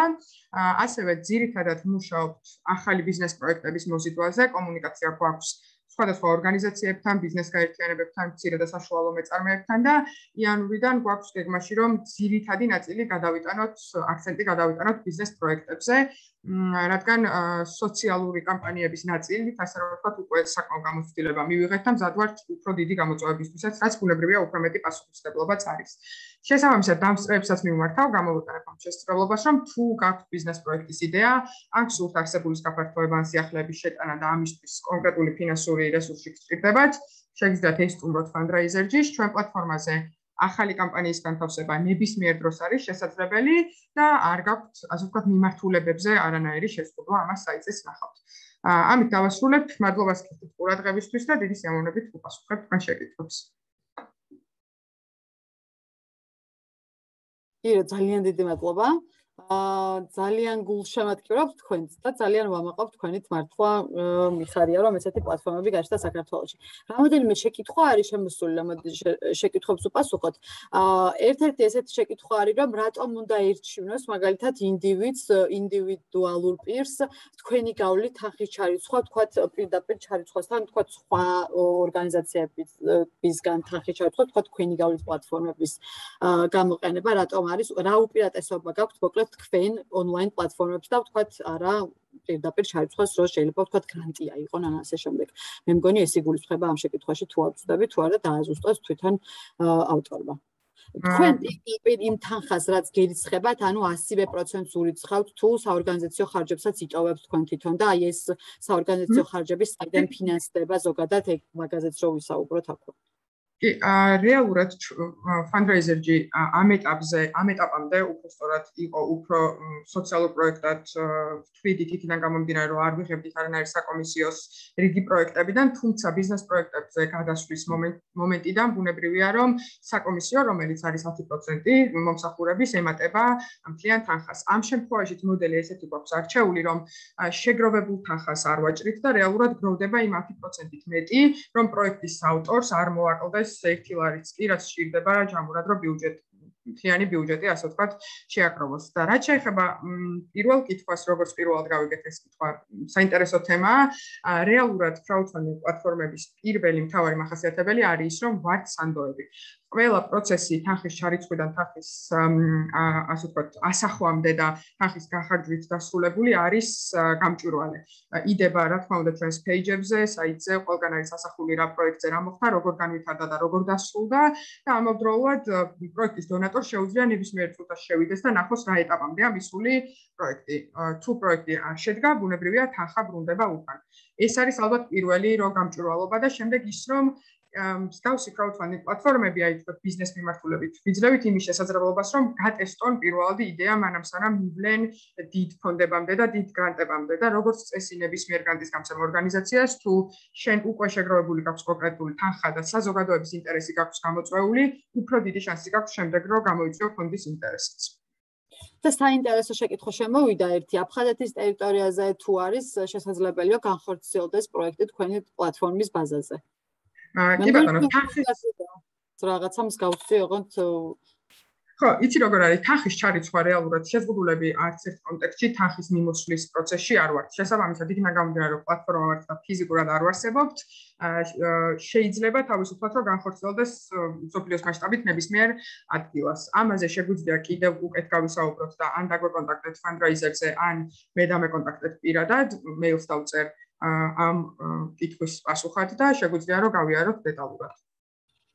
კი ბატონო, კიდე რამოდენიმე შეკითხვა დაგროვდა პირადად შენთვის და თუ შესაძლებელი არის პრეზენტაციის მერე თითოეულს უპასუხო, იმიტომ რომ ეხლა რაღაცა დროს რო არ გადავწყვეტ, ძალიან დიდი მადლობა. თუ რამეში შეგვიძლია ჩვენ ორგანიზაციასო თქვენ გვერდში დაგიდგეთ, დიდი სიამოვნებით გვიგულეთ თქვენს გვერდზე და არა მარტო თქვენ დანარჩენ პლატფორმებსაც იგივეც ვეთყოდი. დიდი მადლობა და დროებით. შემდეგი ჩვენი პრეზენტატორი არის მარიამ მიროტაძე, რომელიც წარმოადგენს ორბელიან მეტს. მარიამს მივესალმები, ძალიან საინტერესო პლატფორმაა და ძალიან საინტერესო პრეზენტაცია გველოდება წინ და პირველ რიგში დიდი მადლობა რომ ამ ყველაფერს აკეთებ და თან ისე კარგად აკეთებ და თან ამ ყველაფერს ისე კარგად კომუნიკაციას აკეთებთ, იმიტომ რომ ბევრმა ადამიანმა სწორედ ორბელიანი მეტის დახმარებით გაიგო ზოგადად ონლაინ crowdfunding-ის რაობა.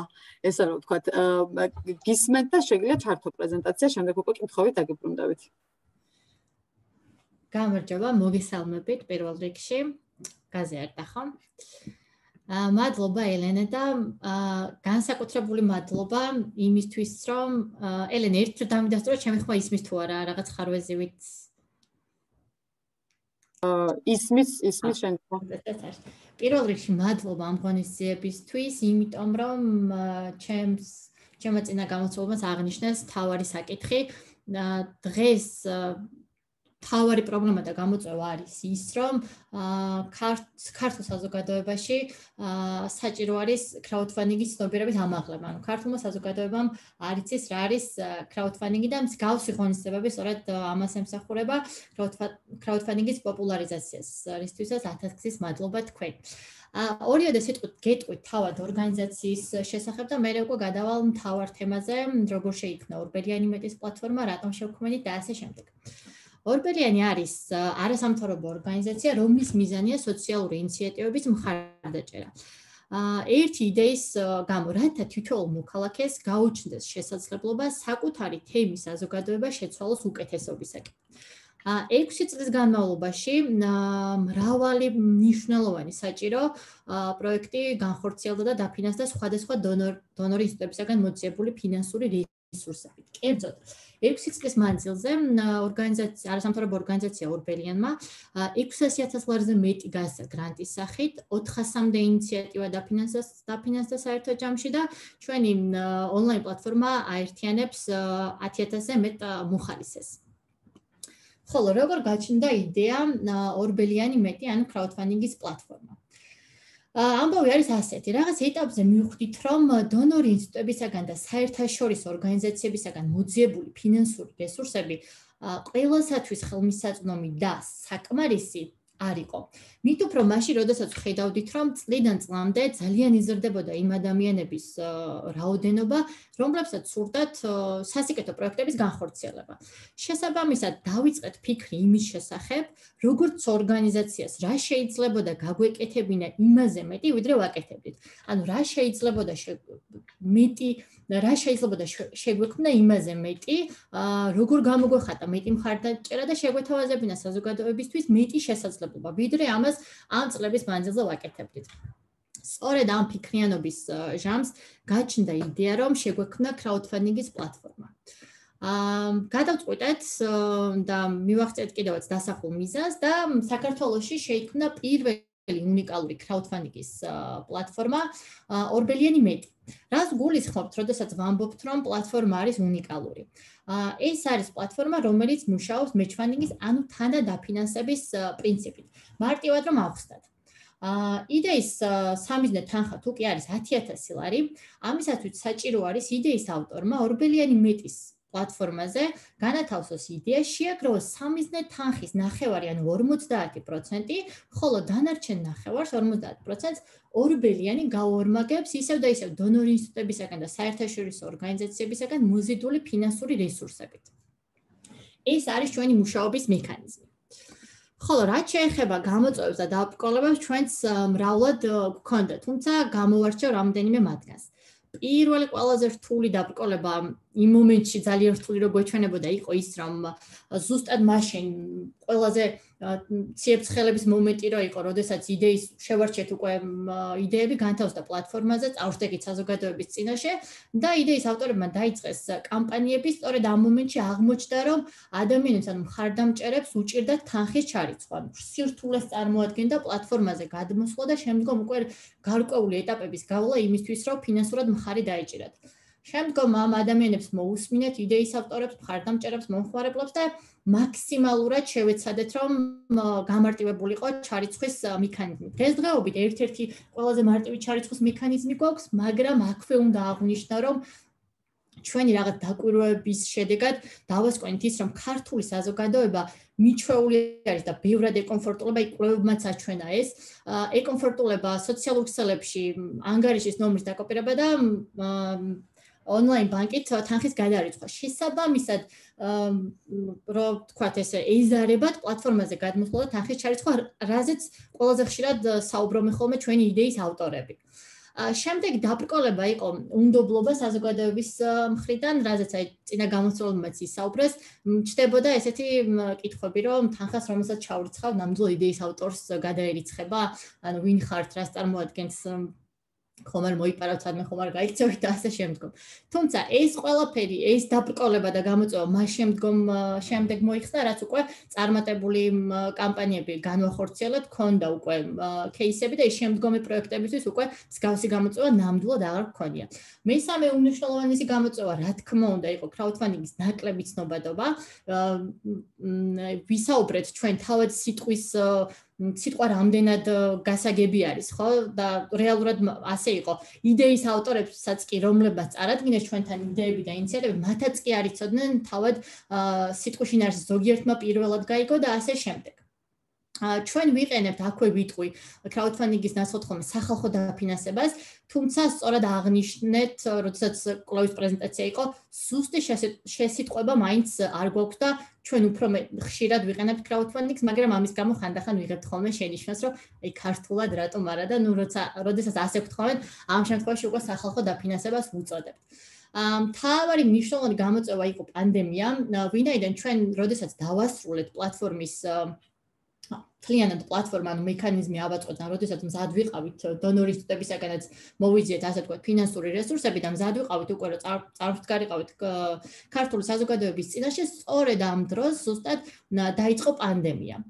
და მას შემდგომ რაც უკვე შევარჩიეთ იდეები, კიდევ უფრო კულმინაციაში შევიდა პანდემიური მდგომარეობა, რამაც შეიძლება თქვას, რომ გაართულა კამპანიების პროცესი, ან თანხის შეგროვების პროცესი და გაურთულა იდეის ავტორებს. თუმცა ესეც გადავახეთ და ყველა კამპანია იყო წარმატებული ამ დრომდე. შემდეგ გამოწვევა მინდა ვახსნო ბიზნეს იდეების მხარდაჭერა. ჩვენ გქონდა ერთ-ერთი პროექტი, რომელიც მიზნად ისახავდა ქალი მეწარმეების მხარდაჭერას, ბიზნეს იდეების მხარდაჭერას, პლატფორმაზე განთავსდა 6 ბიზნეს იდეა და ამ შემთხვევაში, ვინაიდან ჩვენ ვიცოდით, რომ ბევრად რთული იქნებოდა ბიზნესებისთვის გაუჭირდებოდათ ბიზნეს იდეების ავტორებს თანხის შეგროვება, ამიტომ მათ უთხარით, რომ სამიზნე თანხის მხოლოდ 30% შეეგროვებინათ საზოგადოების მხარდაჭერით, ხოლო დანარჩენს უკვე ორბელიანი დაუფინანსებდა გრანტის სახით. მაგრამ მიუხედავად ამ 30%-ისაც, მიუხედავად იმისა, რომ არ იყო ეს ნახევარ თანხაზე არ იყო საუბარი, ესეც კი ძალიან გაჭირდა. ამაზე დაყრდნობით ჩვენი დასკვნა ასეთია, რომ საზოგადოება ბევრად უფრო ღია არის სოციალური ინიციატივების მიმართ და პრინციპში აი კვლევაც ვნახეთ და აქვე ძალიან დიდი მადლობა მინდა გადაგიხადოთ ამ კვლევის გამო. უმნიშვნელოვანესი არის ჩვენთვის აი პლატფორმების ვინც მართავთ და ვისაც გვაბარია ეს პასუხისგებლობა, ძალიან მნიშვნელოვანი არის მსგავსი კვლევები და მადლობა კიდევ ერთხელ. მოკლედ ბიზნეს იდეებთან დაკავშირებით იყო ეს სირთულეები, მიუხედავად იმისა, რომ შეაგროვეს იდეის ავტორებმა, მაგრამ აი დედლაინებში ვერ ჩაჯდნენ, მაგალითად თუ გქონდათ 2 თვე, ზოგიერთ 3 თვე დასჭირდათ და ასე შემდგომ. რაც შეეხება იმას, თუ რამ განაპირობა ჩვენი ორბელიანი მეძის პლატფორმის წარმატების ამბავი, იმიტომ რომ ერთ წელში საკმაოდ კარგი შედეგები დავდეთ, ვფიქრობ, ეს არის მუშაობის მექანიზმი.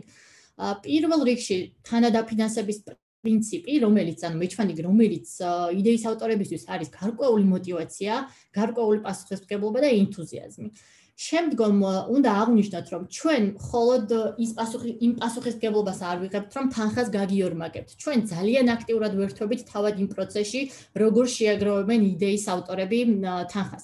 ამისათვის ვქმნით ვიდეო კონტენტს მათ შესახებ, იდეის შესახებ და ასევე ავტორების შესახებ. შემდგომ უტარდებათ შერჩეული იდეის ავტორებს ტრენინგები, სადაც ჩვენ შევქმნით კიდევაც სახელმძღვანელო, სადაც ვასწავლით თუ რა მექანიზმები შეიძლება გამოიყენონ, თავად crowdfunding-ი რა არის და ასე შემდეგ, რა მოდელები არსებობს და სოციალური მედიის მხარდაჭერა. ნებისმიერი კონტენტი, ვიდეო კონტენტი, პოსტერი თუ სხვა ნებისმიერი ვიზუალური მასალა, რასაც ისინი მოისურვებენ და რასაც ჩვენ ვუქმნით ამ პროექტის ფარგლებში, ასევე გვაქვს პოსტერების მხარდაჭერაც ვიზუალურად. აი ამას ეგრეთ წოდებულ ბუსტის ან რეკლამაზე ვუშვებთ. ანუ ამ ნაწილში ძალიან აქტიურად ვართ ჩართულები, რომ იდეის ავტორებმა თავი მარტო არ იგრძნონ და რაც მთავარია შეაგროვონ თანხა, რომელიც მიზნად დაისახეს. რამდენიმე წარმატებულ პროექტს და ინიციატივას გაგაცნობთ. პირველი არის ინიციატივა სახელად ერთად ბედიანის ახალგაზრდებისთვის. იდეამ 5000 ლარზე მეტი შეაგროვა, თუმცა აქვე აღვნიშნავ, რომ გარდა თანხის შეგროვებისა, მაგალითად სპორტსა და ახალგაზრდობის სამინისტრომ მათ მატერიალური დახმარება გაუწია, შეუძინა მნიშვნელოვანი ინვენტარი და სხვა კიდევ ბევრმა კერძო კომპანიამ გამოთქვეს მათი დახმარების სურვილი. იდეა მდგომარეობის შემდეგში. ლაზარე კომეხიძე იდეის ავტორი, რომელიც გაიზარდა ბედიანის ბავშვთა სახლში, და არის მეკლდეული, წლების შემდგომ გადაწყვიტა დაბრუნებულიყო სოფელში და იმ ბავშვთა სახლში, სადაც ახლა სხვა ბავშვები არიან, მათთვის გაეკეთებინა მეკლდეურთა კლუბი. მით უფრო იქ, სადაც საერთოდ არაფერი არ ხდება ბავშვებისთვის, არანაირი შესაძლებლობა არ არის, არანაირი გასართობი სივრცე, კიდევ უფრო მეტ მნიშვნელობას და ღირებულებას იძენდა ეს პროექტი და ინიციატივა. დღესდღეობით ბავშვებს აქვთ საცოცი კედელი, სადაც ეუფლებიან და ესეთი წარმატებებიც უკვე პატარა წარმატებებსაც უკვე მიაღწიეს, რაც ჩვენთვის როგორც ორგანიზაციისთვის ძალიან ემოციური არის ხოლმე ამ კადრების ხილვა. შემდეგი იდეა არის ვაჭრობთ რუსთავში ჟანგბადი, აქტივისტები გავიგუდეთ, შეიძლება ბევრმა თქვენგან იცის კიდევაც. მათ შეაგროვეს პლატფორმაზე 6000 ლარი, თუმცა 3-ზე თანხა იყო 5000 ლარი და გაცილებით მეტი შეგროვება შეძლეს და მხარდამჭერი 173 მხარდამჭერი ჰყავდათ. ამ იდეის ფარგლებში რუსთავში ასობით ხე დაიდგო და გამწვანდა. აღარ ვისაუბრებ იმაზე, თუ რუსთავი რა გამოწვევების და რა პრობლემების წინაშე დგას, იმიტომ რომ ყველამ კარგად ვიცით. და შემდეგ ინიციატივა ჩვენ კი გვაქვს თანადაფინანსების პრინციპი, მაგრამ მინდა ვისაუბრო იმაზეც, რომ ჩვენს პლატფორმაზე რაც ძალიან მახარებს, იტვირთება იდეები, რომლებიც სრულიად ჩვენგან დამოუკიდებლად, ანუ თანადაფინანსების პრინციპის გარეშე, ტვირთავენ საკუთარ ინიციატივებს და დამოუკიდებლად აღწევენ წარმატებას. აი ესეთ მაგალითი არის სწორედ იდეა სახელწოდებით გამოიცი წიგნი მოახდინა პარადიგმული რევოლუცია, რომელიც გულისხმობს შემდეგს. ფსიქოლოგმა ნინო მარგველაშვილმა თარგმნა წიგნი, რომლისთვისაც არ ჰქონდა ფინანსური რესურსი, რომ გამოიცა. დაგვიკავშირდა ჩვენ, რა თქმა უნდა, განვათავსეთ პლატფორმა კონტენტის შექმნაში, დავეხმარეთ თავად პლატფორმაზე, როგორც ვიზუალური კონტენტი, ასევე ტექსტის ნაწილში აქტიურად ჩავერთეთ და შემდგომ სოციალური მედია მხარდაჭერა. იდეის ავტორმა ზუსტად 10 დღეში შეაგროვა რასაც თქვენ ახლა ეკრანზე ხედავთ 5315 ლარი და შემდგომ უკვე 2 კვირაში გამოსცა წიგნი, დაიბეჭდა. ნიშნულოვანი არის აქ აღინიშნოს ის მექანიზმი, რაც იდეის ავტორმა გამოიყენა. მან დააწესა ეგრეთ წოდებული საჩუქრები, რაც ჩვენს პლატფორმაზე ნებისმიერ იდეის ავტორს შეუძლია და დაწყებული მაგალითად 20 ლარიდან დამთავრებული 600 ლარით ყველა შეთავაზება გაუკეთა მომხმარებელს. მაგალითად ერთ-ერთი იყო თუ კი მომხმარებელი 35 ლარს ჩარიცხავდა მხარდასაჭერად, იგი წინასწარ ყიდულობდა ამით წიგნს. ჯერ არ გამოცემულ წიგნს. ასეთი შემთხვევა იყო ყველაზე მეტი და მას შემდგომ რაც გამოიცა, დაიბეჭდა წიგნი, იდეის ავტორმა რა თქმა უნდა დაუგზავნა იმ ადამიანებს წიგნები, რომლებმაც წინასწარ შეიძინეს ჯერ არ დაბეჭდილი წიგნი. საბოლოოდ კი ჩვენი შედეგები არის 1 წლის თავზე, ზაფხულში გავხდით 1 წლის და ასეთი შედეგები გვაქვს. 1899 უნიკალური მხარდამჭერი ყავს პლატფორმაზე, 30 ინიციატივა უკვე განხორციელებული არის, დაფინანსებული არის და სისრულეში არის მოყვანილი და თანხას რაც შეეხება 73000 ლარზე მეტი არის შეგროვებული. აქედან რა თქმა უნდა მე ვახსენე სოციალური ინიციატივები არის უმრავლესობა და 6 არის ბიზნეს იდეა და ამ ბიზნეს იდეების გამოწვევებზეც ვისაუბრებ. სადვარ ახლა იმედია ძალიან ჩქარა არ ვისაუბრეთ და გასაგებად მოგიყევით ჩვენი ამბავი, სიამოვნებით უპასუხებ შეკითხვებს, თუ საჭიროა წერილობითაც, თუ დრო აღარ გვაქვს ელენე. მადლობა კიდევ. არა, ერთ-ორ შეკითხვას გავაჟღერებ, რაც შემოვიდა, საინტერესო შეკითხვა შემოვიდა. რა კრიტერიუმებით არჩევთ იდეებს, თუ ყველა იდეა ნებისმიერ იდეის განთავსება არ შესაძლებელი, თუ რაღაც კრიტერიუმები გაქვთ, რაც უნდა გაიაროს თქვათ იდეის ავტორმა. ეს შეკითხვაა და მეორე შეკითხვა აქვე ვიტყვი და ერთიანად რომ უპასუხოთ, რომ ვიდეო რგოლები და ტრენინგები თქვენასაც იყენებთ საკომუნიკაციო მასალების დროს, რითი ფინანსდება, საიდან ხდება ამ ყველაფრის დაფინანსება? ეს შეკითხვა შემოვიდა და ბარემ ერთიანად რო უპასუხოთ. კი ბატონო, დაფინანსებაზე გიპასუხებთ, ბოლოდან დავიწყებ. დონორ ინსტიტუტებისაგან ეს თანხები, რაზეც ვისაუბრეთ, მოძიებული ფინანსური რესურსები სწორედ იქედან მიდის, ადმინისტრაციული ხარჯები მათ შორის და აქვე აღნიშნავ იმასაც, რომ ჩვენ იდეის ავტორებს არანაირი პროცენტი არ იქვითება მოკლედ იმ თანხისა, რასაც შეაგროვებენ. ერთადერთი ეს არის საბანკო მომსახურების 2%. დანარჩენი პლატფორმისას ადმინისტრაციულ ხარჯებს ყველაფერს ვფარავთ, აი დონორ ინსტიტუტებისაგან და საერთაშორისო ორგანიზაციებისაგან მოძიებული ფინანსური რესურსებით. თუმცა ჩვენი სამომავლო გეგმები უკვე იცვლება და გვინდა რომ ცოტა სხვანაირად მიუდგეთ ამ საკითხს. ეს რაც შეეხება ამ კითხვას. ხოლო მეორე კითხვა იმის შესახებ თუ როგორ ხდება ამ შერჩევა, ჩვენ ვაცხადებთ ხოლმე ისე რომ ვთქვათ იდეების მიღებას. ამისათვის გამოვყოფთ კონკრეტულ დედლაინებს, პირობითად ყველაზე ხანგრძლივი ყოფილა 1 თვიანი. ამ პერიოდში შემოდის იდეები, შემდგომ 5 ადამიანისგან დაკომპლექსებული კომისია შეარჩევს ინიციატივებს. სიმართლე გითხრათ, ხშირად ერთნაირი არის შეფასების სისტემა, მაგრამ გააჩნია დონორსაც, რა სახის გრანტი გვაქვს და რა მიმართულება გვაქვს. ძირითადად ვახსენეთ, ახლა სოციალური ინიციატივები გქონდა, მაგრამ აი სოციალურ ინიციატივებში ჯერჯერობით არ გქონია არანაირი შეზღუდვა. აბსოლუტურად თავისუფლები იყვნენ ადამიანები. ბიზნეს იდეების მიმართულებით ამ შემთხვევაში რა თქმა უნდა სოციალური ინიციატივების წარდგენა არ შეძლო. ესეთი რაღაც ძირითადი კრიტერიუმები არის, რაც განსხვავდება. სხვა დანარჩენი თითქმის იგივე რჩება შერჩევის პროცესში ხოლმე.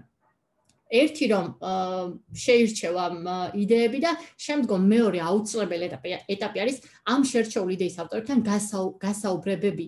ძალიან მნიშვნელოვანი არის ვინ დგას იდეის უკან. მას თუ არ აქვს საკმარისი ენთუზიაზმი, საკმარისი ენერგია და არ არის აქტიური ადამიანი, ჩვენი გამოცდილებიდან გამომდინარე შეუძლებელია რომ მან crowdfunding-ის კამპანია წარმატებით აწარმოოს. ამიტომ მნიშვნელოვანია ვინ დგას, რამდენი დგანან, ანუ რაოდენობასაც დიდი მნიშვნელობა აქვს, სასურველია ყოველთვის ეს იყოს გუნდი. აი შერჩევის მექანიზმი გვაქვს ასეთი, ანუ ვაცხადებთ იდეების მიღებას, შემდგომ კომისია განიხილავს, შემდგომ კიდევ ინტერვიუების ეტაპი გვაქვს და საბოლოოდ უკვე გამოქვეყნდება პლატფორმაზე. ეს თანადაფინანსების ნაწილს, როდესაც ჩვენ თანადაფინანსებას ვთავაზობთ. ხოლო ადამიანები რომელსაც სურთ რომ თანადაფინანსების გარეშე გამოიყენონ პლატფორმა, აქ ჩვენ ვარ დღია და ნებისმიერ ადამიანს შეუძლია რომ გამოაქვეყნოს იდეა პლატფორმაზე. ანუ ვინც გამოთქვავს სურვილს თანადაფინანსებაზე და ნახევარს შეაგროვებს, თქვენ მეორე ნახევარს ყველა პროექტს ურიცხავთ. ეს შემდეგი შეკითხვაც ეს იყო და იდეაში დრო დაადასტუროთ, რომ ნამდვილად ეგრეა. პროექტის ფარგლებში, როდესაც ჩვენ გამოვაცხადებთ იდეების მიღებას, აი იქ შემოსული იდეები, შემდგომ შერჩეული რაც იქნება, მათ ყველას ვორმაგებთ აბსოლუტურად თანხას. გვაქვს ხოლმე რა თქმა უნდა განსაზღვრული. პირველი საპილოტე იყო 12 ინიციატივა შევარჩიეთ, ახლა ბოლოს იყო 8 ინიციატივა და ნუ ბიზნეს იდეებზე 6 ინიციატივა გვქონდა.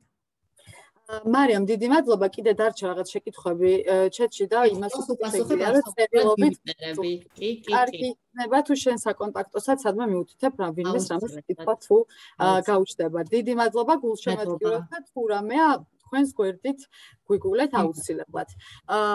ბოლოს აუცილებლად მინდა ჯერ პირველ რიგში ყველაზე დიდი მადლობა ვინც ბოლომდე დარჩით და უსმინეთ ამ ძალიან საინტერესო პრეზენტაციებს, იმედია ბევრი და საინტერესო ინფორმაცია მიიღეთ. აუცილებლად მინდა გაგიზიაროთ ბოლოს ჩვენი ახალი კამპანიის შესახებ მინდა რომ მოგაწოდოთ ინფორმაცია. რა დარწმუნებული ვარ, ბევრ თქვენგანს გაუგია კიდევაც ამ კამპანიის შესახებ, მაგრამ ვისაც არ გაუგია, მინდა რომ მოგაწოდოთ ინფორმაცია, რომ ჩვენმა ორგანიზაციამ დაიწყო ახალი კამპანია მომხმარებელი ჯის ფარგლებში, მომხმარებლების უფლებების დაცვის მიმართულებით პროგრამის ფარგლებში და ჩვენი იდეა არის და ამ კამპანიის მიზანი არის, რომ სუდანი შევამოწმოთ საკვებ პროდუქტებში, იმიტომ რომ 2009 წელს ჩვენ კვლევა ჩავატარეთ და რამოდენიმე საკვებ პროდუქტში აღმოვაჩინეთ სუდანის არსებობა. სუდანი ეს არის ნივთიერება, რომელიც არის საწამლავი რეალურად და არის საღებავი, რომელიც ადამიანის ორგანიზმში ძალიან საშიში არის და გვინდა რომ ეხა crowdfunding-ის საშუალებით შევაგროვოთ თანხა და ჩავატაროთ ასეთი კვლევები სხვადასხვა პროდუქტებში, საკვებ პროდუქტებში. თუ ვინმე დაინტერესდებით და იმედია რომ დაინტერესდებით, შეგიძლიათ ეწვიოთ მომხმარებელი ჯის პლატფორმას და იქ უკვე დაწვრილებით მიიღებთ ინფორმაციას თუ რა და როგორ შეგიძლიათ რომ გააკეთოთ და ხელი შეუწყოთ ამ იდეის განხორციელებას. თქვენ კი ვინც ბოლომდე დარჩით და საერთოდ ვინც იყავით დარეგისტრირებულები, ყველანი მიიღებთ ჩვენს გზამკვლევს, რა გზამკვლევით პრეზენტაციაც გაკეთდა დღეს ონლაინ ვერსიას თქვენს მეილებზე, თქვენი ყველას იმეილი ჩვენ გვაქვს. თუ რაიმე კითხვა გაგიჩნდებათ კიდევ დამატებით მეილზე შეგიძლიათ რომ მოგწეროთ ან შეგვიძლიათ რომ დაგვირეკოთ, არანაირი პრობლემა არ იქნება, ჩვენ ყველა თქვენგანს გიპასუხებთ და აქვე შეგახსენებთ რომ 2022 წელს გეგმავთ საგრანტო კონკურსის გამოცხადებას იმ ადამიანებისთვის, რომლებსაც სურთ რომ განახორციელონ სხვადასხვა პროექტებისთვის მიიღონ დაფინანსება crowdfunding-ის მოდელის გამოყენებით და ასევე საპილოტე კოლექტიური დაფინანსების ღონისძიება გვექნება გაზაფხულზე და ამისთვის წინასწარ გამოაცხადებთ კონკურსს, რომ შევარჩიოთ პროექტები, იმედია ჩაერთვებით, თუ თქვენ გაქვთ რამე საინტერესო იდეები, შეგიძლიათ თქვენთან მიიღოთ მონაწილეობა, ან თუ თვლით, რომ ვიღაც სხვას აქვს საინტერესო იდეა, გაუწიოთ რეკომენდაცია და შემოატანინოთ ამ კონკურსში პროექტი და მიაღებინოთ მონაწილეობა. დიდი მადლობა თითოეულ თქვენგანს, რომ დარჩით ჩვენთან ბოლომდე და ველოდებით თქვენ ჩართულობას, იმედია საინტერესოდ ჩაიარეთ დღევანდელმა ვებინარმა. კარგად ბრძანდებოდეთ.